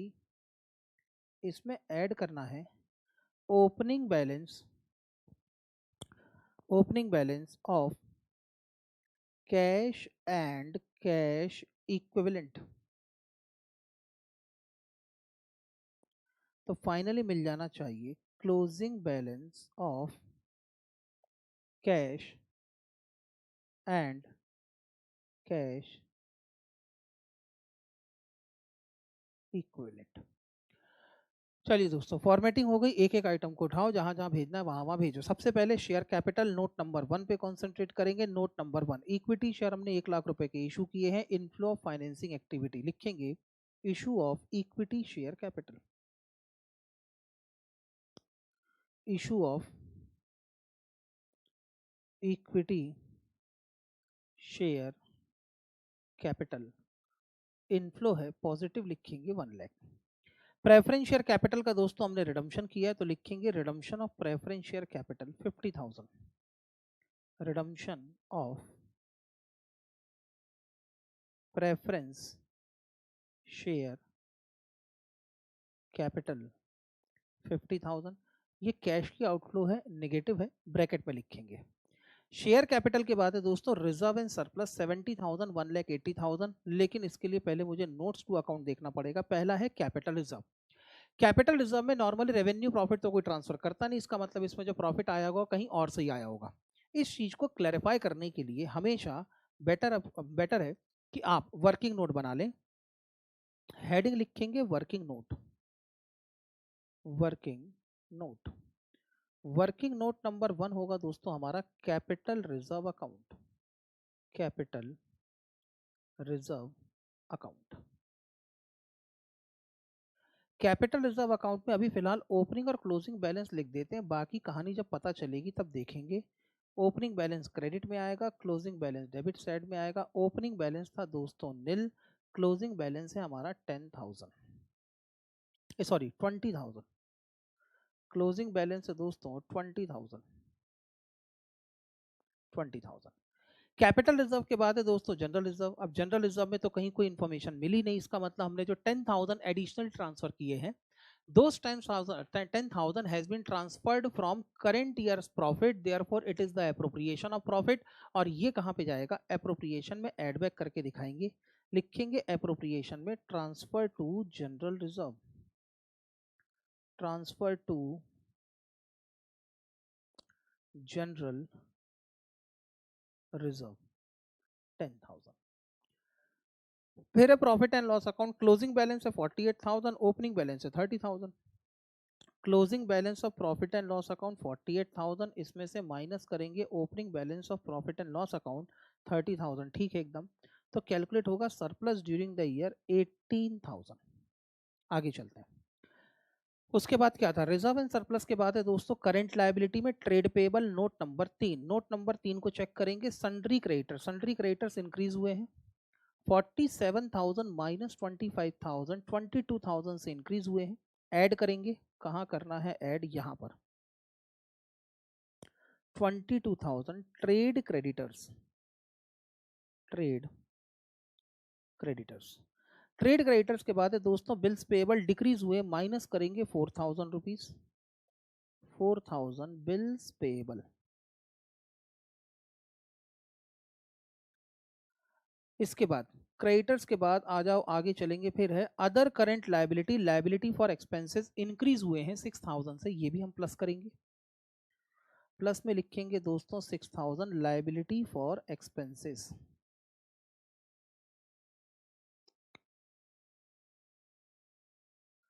Liability for expenses के बाद है short term provision note number 4। आइए नोट नंबर 4 देखें क्या लिखा है, प्रपोज्ड डिविडेंड। अब दोस्तों डिविडेंड से रिलेटेड कोई एडजस्टमेंट नहीं है, एडजस्टमेंट था किससे था, एंट्रिम डिविडेंड। ये बात किसकी हो रही है, फाइनल डिविडेंड। तो प्रीवियस ईयर का फाइनल डिविडेंड 42,000 करंट ईयर में हमने पे किया होगा, that is the cash outflow of financing activity. तो फाइनेंसिंग एक्टिविटी में लिखेंगे final dividend paid, final dividend paid कितना पे किया है 42,000, फाइनल डिविडेंड पेड माइनस करके दिखाएंगे 42,000, और जो 50,000 है that is the current year propose dividend, ये होगी करंट ईयर की एप्रोप्रिएशन। तो इसको एप्रोप्रिएशन में ऐड करेंगे 50,000, proposed final dividend, proposed final dividend 50,000। Propose dividend के बाद अगला है provision for tax. Provision for tax से रिलेटेड कोई एडजस्टमेंट है क्या, कहीं मिला तो नहीं था वैसे। Interim dividend, investment, machine, piece of land, कोई एडजस्टमेंट नहीं है, तो हम अपनी अजम्पशन पे काम करेंगे। प्रीवियस ईयर का 40,000 प्रोविजन फॉर टैक्स हमने करंट ईयर में पे किया होगा, टैक्स पेड में माइनस करके दिखाएंगे 40,000 कहाँ है, कहाँ है, ये है tax paid of the current year minus होगा 40,000, और करंट ईयर का प्रोविजन प्रॉफिट आफ्टर टैक्स में ऐड करेंगे 50,000। प्रॉफिट आफ्टर टैक्स में ऐड होना है प्रोविजन फॉर टैक्स 50,000 रुपीज। आगे चलते हैं। प्रोविजन फॉर टैक्स के बाद शॉर्ट टर्म प्रोविजन हो गया, लायबिलिटी साइड खत्म। अब आ जाओ एसेट पे, tangible fixed asset note number 5। Tangible fixed assets note number 5 में क्या था, नोट नंबर 5 में है लैंड एंड बिल्डिंग, इसमें एडजस्टमेंट है इसलिए इसका वर्किंग नोट बनाएंगे। ओपनिंग बैलेंस है 2 लाख, क्लोजिंग बैलेंस है 1,70,000। वर्किंग नोट नंबर 2 बनाएंगे, working note number 2 land and building account.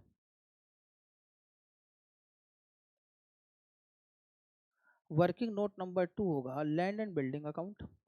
Land and building account के अंदर अभी हम ज्यादा कुछ नहीं कर सकते, खाली खाली ओपनिंग और क्लोजिंग बैलेंस लिख के छोड़ सकते हैं। ओपनिंग बैलेंस है लैंड एंड बिल्डिंग का 2 लाख, और क्लोजिंग बैलेंस है लैंड एंड बिल्डिंग का बाय बैलेंस कैरिड डाउन 1,70,000। आगे जब फर्दर इंफॉर्मेशन मिलेगी तब आगे काम करेंगे। आगे चलते हैं। लैंड एंड बिल्डिंग के बाद था प्लांट, इसमें भी एडजस्टमेंट है। ओपनिंग बैलेंस है 80,000, क्लोजिंग बैलेंस है 2 लाख, इसका भी वर्किंग नोट बनाएंगे, लिखेंगे working note number 3 plant and machinery account. Plant and machinery account बनाएंगे दोस्तों, यहां पर भी लिखेंगे ओपनिंग और closing balance 2, balance brought down. Opening balance है प्लांट का 80,000, और साथ में बैलेंस कैरिड डाउन कराएंगे, लिखेंगे by balance carried down. Closing balance है प्लांट का 2 लाख रुपए। आगे चलते हैं। टेंजिबल एसेट के बाद intangible asset goodwill, previous year 1 lakh, इस साल 80,000, 20,000 की गुडविल राइट ऑफ की है, नॉन कैश एक्सपेंस है, एड बैक करेंगे 20,000। Non cash non operating expenses में एड बैक करेंगे 20,000, लिखेंगे goodwill return of, goodwill return of. Intangible asset के बाद क्या, इनटेंजिबल एसेट के बाद है लॉन्ग टर्म इन्वेस्टमेंट 20 और 30,000, इससे रिलेटेड भी एडजस्टमेंट है, इसके लिए वर्किंग नोट बना दो, क्योंकि कहाँ घातक हो जाएगा कुछ कह नहीं सकते, लिखेंगे वर्किंग नोट नंबर 4 दोस्तों कोई भी ऐसा काम मत करो जो आपके ऊपर अंदर कंफ्यूजन पैदा करे, क्योंकि एग्जाम में अगर थोड़ा सा भी कंफ्यूजन आ गया ना तो पूरा कॉन्फिडेंस हिल जाता है। इसीलिए एक एडिशनल वर्किंग नोट बनाने में कुछ बिगड़ेगा नहीं, इसलिए वर्किंग नोट से भागे ना, इनको अपना समझ के अपने पास में रखें। लिखेंगे इन्वेस्टमेंट्स। अभी हम खाली खाली क्या कर सकते हैं दोस्तों, इन्वेस्टमेंट के केस में ओपनिंग और क्लोजिंग बैलेंस ट्रांसफर कर सकते हैं। करवा दो ओपनिंग और क्लोजिंग बैलेंस। इन्वेस्टमेंट का ओपनिंग बैलेंस था 20,000, क्लोजिंग बैलेंस है 30,000। इन्वेस्टमेंट का ओपनिंग बैलेंस है 20,000 टू बैलेंस ब्रॉट डाउन, और क्लोजिंग बैलेंस है 30,000 बाय बैलेंस कैरिड डाउन 30,000। आगे चलते हैं। इन्वेस्टमेंट के बाद थे other non current preliminary expenses. Previous year 15,000, current year 10,000, इसका मतलब 5,000 के प्रिलिमिनरी एक्सपेंसेस हमने राइट ऑफ किए हैं। नॉन कैश एक्सपेंस है, ऐड करेंगे नॉन कैश एक्सपेंस में 5,000 preliminary expenses return of, preliminary expenses return of. Preliminary expenses के बाद आगे चलेंगे। फिर है दोस्तों इन्वेंट्री। इन्वेंट्री इंक्रीज हुई है 1,09,000 माइनस 77,000 इज इक्वल टू 32,000 से। इसको लेस करके दिखाएंगे। कहाँ है कहाँ है कहाँ है इन्वेंट्री, ये लेस करेंगे 32,000 इन्वेंट्री। इन्वेंट्री के बाद है दोस्तों अगला adjustment trade receivable note number 6। Note number 6 में पहले हैं सन्ड्री डेटर्स, इंक्रीज हुए हैं 30,000 से, माइनस होना चाहिए 30,000 डेटर्स। डेटर्स के बाद है दोस्तों बिल्स रिसेबल, ये भी इंक्रीज हुए हैं, इसको भी माइनस होना चाहिए। अब जगह नहीं बची तो क्या करूं, रुको दोस्तों जुगाड़ फिट करने दो।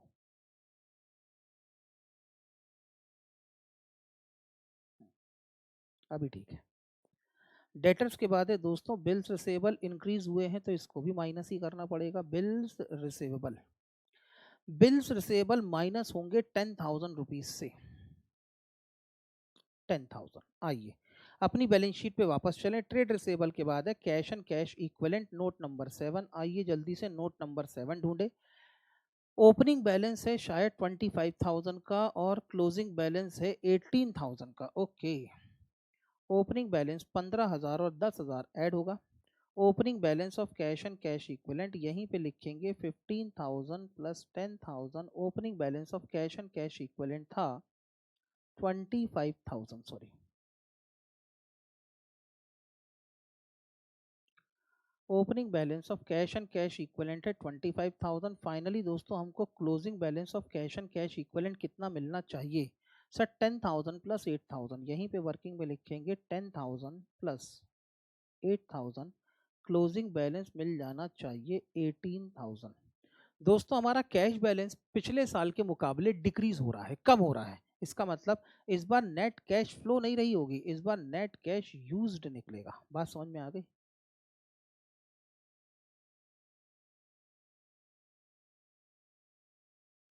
तो यहां लिखेंगे दोस्तों नेट कैश फ्लो, ब्रैकेट में लिखेंगे यूज्ड, और नेट कैश यूज्ड आना चाहिए 25,000 minus 18,000 is equal to 7,000 negative. यानी दोस्तों A plus B plus C का तीनों का रिजल्टेंट आंसर अब इस बार क्या मिलेगा, निगेटिव मिलेगा। चलिए क्या क्या खत्म हो गया सर, हमारी बैलेंस शीट पूरी हो गई, हमारे नोट्स टू अकाउंट पूरे हो गए, अब बचे हैं तो सिर्फ एडजस्टमेंट। What a relief. चलिए आगे एडजस्टमेंट को प्रोसेस करें। पहली information, a piece of land has been sold during the year and the profit on sale has been credited to capital reserve. बस मैं यहीं तक पढ़ रहा हूं अभी। ये कह रहे हैं करंट ईयर में हमने लैंड बेच दिया, कितने का मतलब कॉस्ट भी नहीं पता, कितने में मतलब सेल प्रोसीड भी नहीं पता। हाँ लेकिन एक बात मालूम है कि इसका जो प्रॉफिट था वो हमने कहां भेजा है, कैपिटल रिजर्व में भेजा है। आइए दोस्तों मैं दोनों इंफॉर्मेशन को कोरिलेट करूं। मेरे कैपिटल रिजर्व में ओपनिंग बैलेंस था नील, अब क्लोजिंग बैलेंस दिख रहा है 20,000। तो ये 20,000 आए कहां से, हमने लैंड बेचा होगा, और लैंड बेच के जो 20,000 का प्रॉफिट है वो कहां भेजा होगा, कैपिटल रिजर्व में भेजा होगा। इसका मतलब ये 20,000 का प्रॉफिट लैंड एंड बिल्डिंग में डेबिट हुआ होगा, और उसके बाद इसको हमने भेज दिया होगा यहां से कहां, कैपिटल रिजर्व अकाउंट में। और कैपिटल रिजर्व अकाउंट को भी 20,000 से क्रेडिट किया होगा और लिखा होगा यहाँ पे by land and building, profit on cell, profit on cell. Normal condition में दोस्तों ये होता है कि जब हम अपनी कोई फिक्स्ड एसेट्स को बेचते हैं तो उसका प्रॉफिट कहां भेज देते हैं, प्रॉफिट एंड लॉस अकाउंट। अगर ये लाइन ना मिलती, ट्रांसफर टू कैपिटल रिजर्व ना लिखा होता, तो मैं मान के चलता कि ये 20,000 का प्रॉफिट मेरे प्रॉफिट एंड लॉस अकाउंट में क्रेडिट हुआ है, मेरे करंट ईयर के प्रॉफिट के जुड़ गया है। लेकिन क्योंकि ये नॉन ऑपरेटिंग एक्टिविटी है तो मुझे इसका इफेक्ट कैंसिल करना पड़ जाता। लेकिन इस बार मैं इसका इफेक्ट कैंसिल नहीं करूंगा क्योंकि ये 20,000 का प्रॉफिट मेरे प्रॉफिट एंड लॉस अकाउंट में क्रेडिट ही नहीं हुआ, तो इफेक्ट कैंसिल करने की जरूरत ही नहीं है। और इसके डबल इफेक्ट दोस्तों यहीं पे खत्म हो गए। Land and building account debit हो गया और कैपिटल रिजर्व अकाउंट क्रेडिट हो गया। अब आगे पढ़ते हैं हमारे एडजस्टमेंट में क्या लिखा है। Depreciation charge on building during the year is ₹5,000। हमने बिल्डिंग में 5,000 का डेप्रिसिएशन लगाया। अब जो डेप्रिसिएशन लगाया होगा वो लैंड एंड बिल्डिंग अकाउंट में क्रेडिट हो जाना चाहिए बाय डेप्रिसिएशन अकाउंट। और ये डेप्रिसिएशन क्योंकि नॉन कैश एक्सपेंस है, मेरे प्रॉफिट एंड लॉस अकाउंट में डेबिट हुआ है, इसलिए नॉन कैश एक्सपेंस में मैं इस 5,000 को ऐड करूंगा depreciation on building, depreciation on building. आगे चलिए दोस्तों, और क्या बच गया। No addition under this head during the year. इस साल हमने किसी भी तरह की कोई ना तो लैंड खरीदी है और ना तो हमने कोई नई बिल्डिंग कंस्ट्रक्ट कराई है। मतलब परचेस की बात तो आप भूल जाओ। अगर परचेस की बात भूल जाओ दोस्तों तो लैंड एंड बिल्डिंग का ओपनिंग बैलेंस भी मिल गया, लैंड एंड बिल्डिंग का क्लोजिंग बैलेंस भी हमारे पास है, जो डेप्रिसिएशन लगाना है वो भी मिल गया, जो प्रॉफिट ऑन सेल था वो भी मिल गया। अब जो बच जाएगा वो बैलेंसिंग फिगर किसको रिप्रेजेंट करेगा, डेफिनेटली सेल प्रोसीड को रिप्रेजेंट करेगा। लगे यहाँ तो बैलेंस कर दूं, यस सर। देखिए कैपिटल रिजर्व का डेबिट का टोटल भी 20,000 है, क्रेडिट का टोटल भी 20,000 है। इसका मतलब कैपिटल रिजर्व से और कोई नई इंफॉर्मेशन आपको नहीं मिलने वाली। लैंड एंड बिल्डिंग की बात करूं दोस्तों तो डेबिट का टोटल होता है 2,20,000, तो क्रेडिट का टोटल भी बाय डिफॉल्ट कितना होना चाहिए, 2,20,000। अगर मैं 2,20,000 में से 5,000 और 1,70,000 माइनस कर दूं तो बैलेंसिंग फिगर निकल के आता है 45,000। That is my balancing figure. और ये जो बैलेंसिंग फिगर रहा होगा ये रही होगी सेल प्रोसीड। तो लिखेंगे cash oblique bank account, bracket में लिखेंगे cell proceed of land, cell proceed of land. और ये 45,000 इनफ्लो है इन्वेस्टिंग एक्टिविटी का, इसलिए उसको उठा के इन्वेस्टिंग एक्टिविटी में लेके जाओ। लिखेंगे 45,000 sale of land, sale of land. आगे चलूं, यस सर। अगला एडजस्टमेंट क्या कहता है पढ़ेंगे। अ मशीनरी वॉज सोल्ड फॉर ₹10,000। हमने 10,000 रुपए में मशीन बेची। चलिए मशीन बेची होगी तो एंट्री क्या बनाई होगी, सर हमने एंट्री बनाई होगी cash oblique bank account debited to plant and machinery account. बिल्कुल ठीक, प्लांट एंड मशीनरी अकाउंट को डेबिट करेंगे, लिखेंगे cash oblique bank account, bracket में लिख दो सेल। ये 10,000 भी रिसीव हुआ है, that is also the inflow of investing activity, तो इसको भी इन्वेस्टिंग एक्टिविटी में भेजो, लिखो 10,000 sale of machine. Sale of machine के बाद आगे चलते हैं। The written down value of the machine was ₹12,000। Depreciation of ₹10,000 is charge on plant in 2013-14। कोई एक मशीनरी थी जिसकी रिटर्न डाउन वैल्यू मतलब डेप्रिसिएशन माइनस करने के बाद की वैल्यू 12,000 की थी। हमने बेचा कितने में है, 10,000।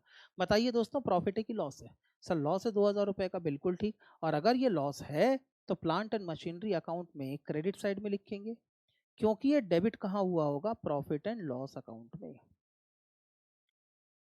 Loss on cell. और ये जो 2000 का लॉस है क्योंकि ये मेरे प्रॉफिट एंड लॉस अकाउंट में डेबिट हुआ है, इसका मतलब इस प्रॉफिट निकालते समय लॉस मेरा माइनस हो चुका है। ये नॉन ऑपरेटिंग एक्टिविटी है, तो अब मुझे इसका इफेक्ट कैंसिल करना पड़ेगा। और कैंसिल करने के लिए non cash non operating expenses में ऐड करके दिखाएंगे। यहां पे लिखेंगे दोस्तों 2000 loss on sale of machine, loss on sale of machine. आगे चलते हैं। उसके बाद ये कह रहे हैं depreciation of ₹10,000 is charge on plant in 13-14। Current year में कुल मिला के हमने 10,000 रुपए का डेप्रिसिएशन लगाया। आइए दोस्तों 10,000 रुपए का डेप्रिसिएशन चार्ज करें। Plant and machinery account will be credited bye ₹10,000 लिखेंगे बाय डेप्रिसिएशन, और ये डेप्रिसिएशन भी मेरे प्रॉफिट एंड लॉस अकाउंट में डेबिट हुआ होगा। नॉन कैश एक्सपेंस है तो इसका इफेक्ट भी कैंसिल करने के लिए मुझे ऐड करना पड़ेगा। लिखेंगे यहाँ पर 10,000 depreciation on plant and machinery, depreciation on plant and machinery. Depreciation के बाद आगे चलते हैं, फिर क्या था सर? दूसरा एडजस्टमेंट भी खत्म हो गया, पहला भी हो गया, दूसरा भी हो गया, तीसरा investments are non trade investment. ₹3,000 by the way of dividend received, हमको 3,000 रुपए के डिविडेंड रिसीव हुए, including ₹1,000 from pre acquisition profit which has been credited to investment account. ध्यान से सुने, पहले तो आपको 3,000 रुपए का डिविडेंड मिला है, एंट्री क्या बनी होगी ये बताओ। सर एंट्री हमने बनाई होगी, मैं इसे समझने के लिए लिख रहा हूं दोस्तों, यहां पर जगह थोड़ी सी बना लेता हूं बेटा मोटू के। अगर मुझे डिविडेंड रिसीव हुआ है तो मैंने एंट्री क्या बनाई होगी? सर कैश मिला होगा तो लिखेंगे cash oblique bank account, cash oblique bank account is to be debited by ₹3,000। तो अब ये तो दोस्तों कैश मिला है तो पक्की पक्की बात है ये है इनफ्लो।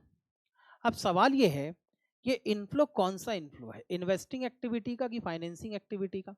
इसके लिए पहले कंप्लीट एंट्री सोचो दोस्तों। नॉर्मली हम क्या करते हैं, जब हमको डिविडेंड की इनकम मिलती है तो हम एंट्री बनाते हैं cash oblique bank account debited to dividend income account. हम एंट्री बनाते हैं डिविडेंड इनकम अकाउंट, लेकिन इस बार मैं सीधे सीधे डिविडेंड इनकम अकाउंट को क्रेडिट नहीं कर सकता, क्योंकि ये कह रहे हैं कि 3,000 रुपए का जो हमको डिविडेंड मिला है उसमें से 1,000 रुपए का डिविडेंड प्री एक्विजिशन डिविडेंड है। हमने जो टोटल डिविडेंड रिसीव किया है वो है 3,000 का by the way of dividend received, including, पढ़ो क्या लिखा है, including 10,000 from pre acquisition profit, 1,000 from pre acquisition profit which has been credited to investment account. यानी इसमें से 1,000 रुपए का डिविडेंड कहाँ क्रेडिट हुआ है? 1,000 रुपए का डिविडेंड क्रेडिट हुआ है इन्वेस्टमेंट अकाउंट में, तो 1,000 रुपए तो कहाँ क्रेडिट हो गए? इन्वेस्टमेंट अकाउंट में क्रेडिट हो गए। और अब बच गया 2,000 रुपए का डिविडेंड। अब ये 2,000 रुपए का डिविडेंड मेरी डिविडेंड की इनकम है, इसलिए क्रेडिट क्या होना चाहिए? Dividend income account. और क्योंकि ये मेरी रेवेन्यू इनकम है इसलिए मैंने इसको कहाँ क्रेडिट करवाया होगा? प्रॉफिट एंड लॉस अकाउंट में क्रेडिट करवाया होगा। अब मैं इसकी लेजर पोस्टिंग करता हूँ। पहले investment account is to be credited by ₹1,000, ये लीजिए ये हमारा इन्वेस्टमेंट अकाउंट, इसको क्रेडिट करवा दिया 1,000 से, लिखेंगे by cash oblique bank account. आगे चलो, यस सर चलो आगे।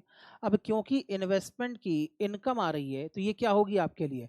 इनकम फ्रॉम इन्वेस्टमेंट, और इनका या cash inflow from investing activity, तो आप इसको इन्वेस्टिंग एक्टिविटी में 1,000 इनफ्लो लिखेंगे। साथ में 2,000 रुपए की इनकम भी तो क्या है आपके लिए? इन्वेस्टमेंट की ही कैश की इनफ्लो है, इसलिए 2,000 रुपए भी कहाँ जाएंगे? इन्वेस्टिंग एक्टिविटी में। मतलब जो टोटल डिविडेंड रिसीव हुआ है 3,000 का, पहली बात ये टोटल डिविडेंड रिसीव्ड ये होगा इन्वेस्टिंग एक्टिविटी का कैश इनफ्लो, तो यहां लिखेंगे दोस्तों 3,000 dividend on investment received, dividend on investments received. अब बात आती है इसके बाद, सर इसका क्या करेंगे? देखो दोस्तों ये जो 2,000 की इनकम है ये हमारी रेवेन्यू इनकम थी, और क्योंकि हमारी रेवेन्यू इनकम थी इसीलिए ये कहाँ क्रेडिट हो गई है? प्रॉफिट एंड लॉस अकाउंट में क्रेडिट हो गई है। अब प्रॉफिट एंड लॉस अकाउंट में क्रेडिट होने का मतलब ये हमारे प्रॉफिट में ऐड हो चुकी है, और प्रॉफिट में ऐड हो चुकी है इसका मतलब ये हमारे प्रॉफिट को इंक्रीज कर चुकी है। अब क्योंकि ये नॉन ऑपरेटिंग एक्टिविटी है इसलिए इसका इफेक्ट कैंसिल करने के लिए मुझे इसको माइनस करना पड़ेगा 2,000, तो non cash non operating income में से माइनस करेंगे 2,000 dividend received on investment. Sir 3,000 minus क्यों नहीं कर रहे? क्योंकि दोस्तों 3,000 का मैंने पूरा 3,000 रुपए का effect profit and loss account में नहीं डाला था, मैंने 1,000 क्रेडिट किया था इन्वेस्टमेंट अकाउंट में तो उसको तो क्रेडिट करवा दिया, और 2,000 मैंने क्रेडिट किया था प्रॉफिट एंड लॉस अकाउंट में, तो मेरे प्रॉफिट के अंदर इफेक्ट ही कितने का आया है? 2,000 का, तो मुझे सिर्फ कैंसिल भी कितने का करना है? 2,000 का। आगे चलो, आगे चलते हैं। अगला interim dividend ₹20,000 has been paid in 13-14, 13-14 में हमने 20,000 का एंट्रीम डिविडेंड पे किया है। अब डिविडेंड पे किया होगा तो प्रपोज भी तो किया होगा मालिक, तो अगर डिविडेंड प्रपोज किया है तो पहले ही आपकी एप्रोप्रिएशन है, एप्रोप्रिएशन में एड बैक करेंगे 20,000 और लिखेंगे एंटरिम डिविडेंड, लिखेंगे एंटरिम डिविडेंड। और यही डिविडेंड एक्चुअली हमने पे भी किया है, इसीलिए फाइनेंसिंग एक्टिविटी में भी लिखेंगे नेगेटिव 20,000 और यहां लिखेंगे interim dividend paid, interim dividend paid. आगे चलूं? Yes sir. सर सारे एडजस्टमेंट तो हो गए, अब क्या चलना, पैकअप करना है। आइए सबसे पहले पैकअप करेंगे वर्किंग नोट को। कैपिटल रिजर्व अकाउंट ऑलरेडी हम क्लोज कर चुके हैं, land and building account already हम क्लोज कर चुके हैं। अब आ जाओ प्लांट एंड मशीनरी पे। प्लांट एंड मशीनरी अकाउंट के क्रेडिट का टोटल बताओ। 2 lakh plus 10,000 plus 2,000 plus 10,000 is equal to 2,22,000। तो डेबिट का टोटल भी होना चाहिए दोस्तों 2,22,000, इसमें से माइनस कराओ 80,000, बैलेंसिंग फिगर बचता है 1,42,000। और ये जो 1,42,000 है ये रिप्रेजेंट करेगा purchase of plant and machinery को, और ये हमने कैश में परचेस की होगी तो लिखेंगे कैश ऑब्लिक बैंक, ब्रैकेट में लिखेंगे परचेस, और ये होगा हमारा balancing figure. Working note number 3, 1,42,000 ये इन्वेस्टिंग एक्टिविटी में दिखाएंगे cash outflow purchase of machine, purchase of machine. आगे चलते हैं।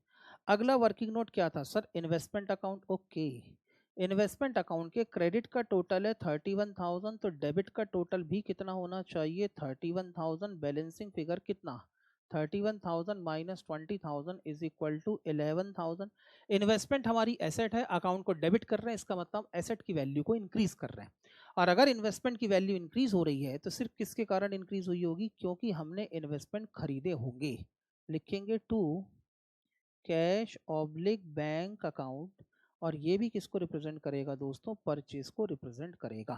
तो परचेस ऑफ इन्वेस्टमेंट 11,000, ये भी इन्वेस्टिंग एक्टिविटी में कैश आउटफ्लो दिखाएंगे 11,000। Purchase of investment, purchase of investment. दोस्तों क्वेश्चन के अंदर कुछ होता नहीं है, अकाउंट का क्वेश्चन कभी आपको अधूरा नहीं छोड़ता। बस काबिलियत तो ये है कि आप इस क्वेश्चन को पढ़ते कैसे, आपकी रीडिंग स्किल कैसी है। और अगर आपको अपनी रीडिंग इंटरप्रिटेशन स्किल अगर बढ़ानी हो तो दोस्तों शॉर्टकट से तो थोड़ा सा पीछे हटना पड़ेगा। सर ट्रिक बता दो, ट्रिक बता दो। अक्सर दोस्तों पहले जब सीपीटी हुआ करता था, सीए का एंट्रेंस टेस्ट सीपीटी हुआ करता था, और मैं सीपीटी के स्टूडेंट को जब अकाउंटिंग पढ़ाया करता था तो हर बार स्टूडेंट एक ही चीज लेके आते थे, सर इसकी ट्रिक बता दो, सर उसकी ट्रिक बता दो, सर ये ट्रिक बता दो, सर वो ट्रिक बता दो। अब ट्रिक तो बता देते थे, उसके दो सबसे बड़े घाटे होते थे, डिसएडवांटेज होते थे। पहला डिसएडवांटेज तो ये है कि स्टूडेंट्स के पास में इतनी ट्रिक हो जाती थी कि एग्जाम में जाके कंफ्यूज हो जाता था कहाँ किस समय कौन सी ट्रिक लगाना है, क्योंकि ट्रिक्स हमेशा कंडीशन के साथ आती हैं और हर कंडीशन को आप याद नहीं रख सकते। तो स्टूडेंट वहां पे पहले तो ट्रिकों को रटना शुरू कर देता है। चलो जैसे तैसे करके उसने अपने एग्जाम में ट्रिक लगा ली, एग्जाम पास भी कर लिया, तो जब वो इंटर में आता था या एग्जीक्यूटिव में जब वो आता था, यही चीज सीए फाउंडेशन के अंदर भी, सीएस फाउंडेशन के अंदर भी है, सीएस फाउंडेशन में भी पेपर और मल्टीपल चॉइस क्वेश्चन होता है। अब मल्टीपल चॉइस होता है तो स्टूडेंट वहां पे भी कहते हैं कि सर ट्रिक बता दो, लेकिन जब वो एग्जीक्यूटिव में आता है तब उस कंडीशन में जितने उसने गड्ढे खोद रखे होते हैं ना सीए फाउंडेशन के अंदर या सीएस फाउंडेशन के अंदर या सीपीटी के अंदर, सारे गड्ढे उसको यहाँ भरने पड़ते हैं। इसलिए दोस्तों शॉर्टकट कहीं आपको लेके नहीं जाने वाला। आप जितने सीए फाउंडेशन के अंदर या सीएस फाउंडेशन के अंदर या जो आपका सीएमए का एंट्रेंस टेस्ट है उसके अंदर जितने भी आप गड्ढे खोदेंगे ना, आपको एडवांस लेवल पे जाके सब भरने पड़ेंगे। इसीलिए कितने गड्ढे खोदोगे दोस्त? तो मेरे मित्र ये शॉर्टकट और इन ट्रिक्स पे मत जाओ। देखो मैथमेटिक्स तक ये बहुत अच्छा है। क्यों अच्छा है? क्योंकि कौन सा मैथमेटिक्स आपको जिंदगी भर ढकेलना है, लेकिन अकाउंट के अंदर ऐसी शॉर्टकट्स लगाना कहीं ना कहीं आपके लिए भारी पड़ सकता है। आगे चलते हैं। लीजिए दोस्तों मेरे सारे वर्किंग नोट पैकअप हो चुके हैं। वर्किंग नोट के बाद दोस्तों अब हम आएंगे किस पे? फाइनल पैकअप पे। चलिए 18,000 में प्लस करेंगे 10,000 प्लस 50,000 प्लस 20,000, ये होगा दोस्तों प्रॉफिट आफ्टर टैक्स 98,000 रुपीज का। 98,000 में 50,000 का प्रोविजन फॉर टैक्स ऐड करेंगे तो प्रॉफिट बिफोर टैक्स कैलकुलेट होगा 1,48,000। इसमें ऐड करना है दोस्तों नॉन, इतना ही है ना कि कुछ, हाँ या non cash non operating expenses add करना है 20,000 plus 5,000 plus 5,000 plus 2,000 plus 10,000 is equal to 42,000 के non cash non operating expenses add करने हैं और 2,000 रुपीज के non cash non operating income minus करनी है। 1,48,000 plus 42,000 minus 2,000 is equal to ये होगा दोस्तों 1,88,000। 1,88,000 होगा cash operating profit before change in working capital. Working capital के चेंजेस के लिए 28,000 हमने ऐड करने हैं और उसके बाद 30 और 10 40 और 30 70 74 76 76,000 हमने माइनस करने हैं।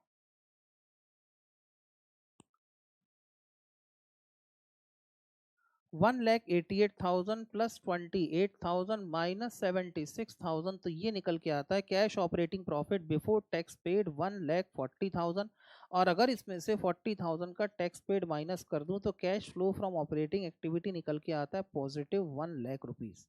अब आ जाओ इन्वेस्टिंग एक्टिविटी पे।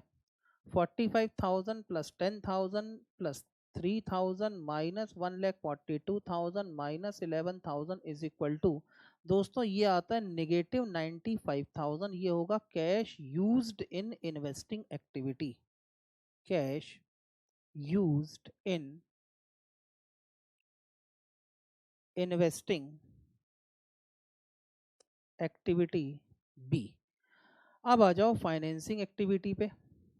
1 लाख माइनस 50,000 माइनस 42,000 माइनस 20,000 ये भी आ गया दोस्तों नेगेटिव 12,000।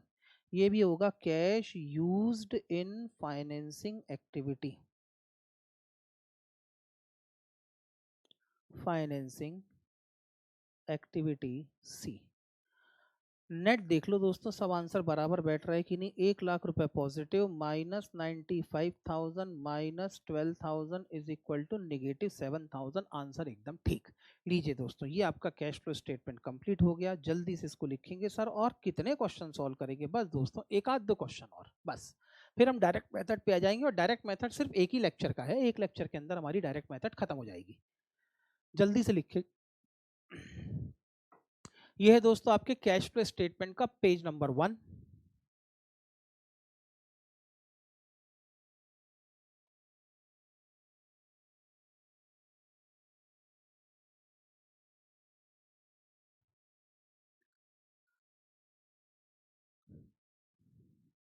एक मिनट दोस्तों मैं बीच में आपको डिस्टर्ब कर रहा हूं। आज के लिए इतना काफी है। बाय।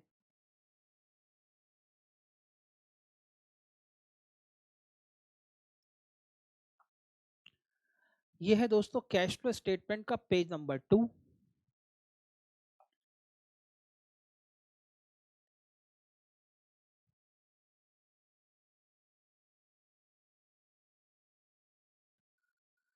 देन ये है कैश फ्लो स्टेटमेंट का पेज नंबर 3।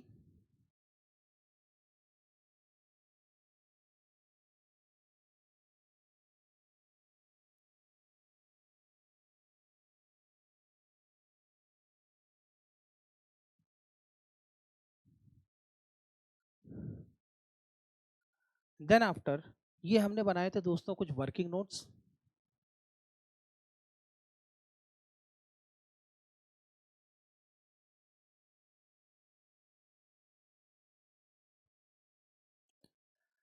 एक वर्किंग नोट हमारा पीछे भी आया था दोस्तों, ये भी लिख लें और ये जो एंट्री है इसको भी याद से लिखेंगे आप लोग।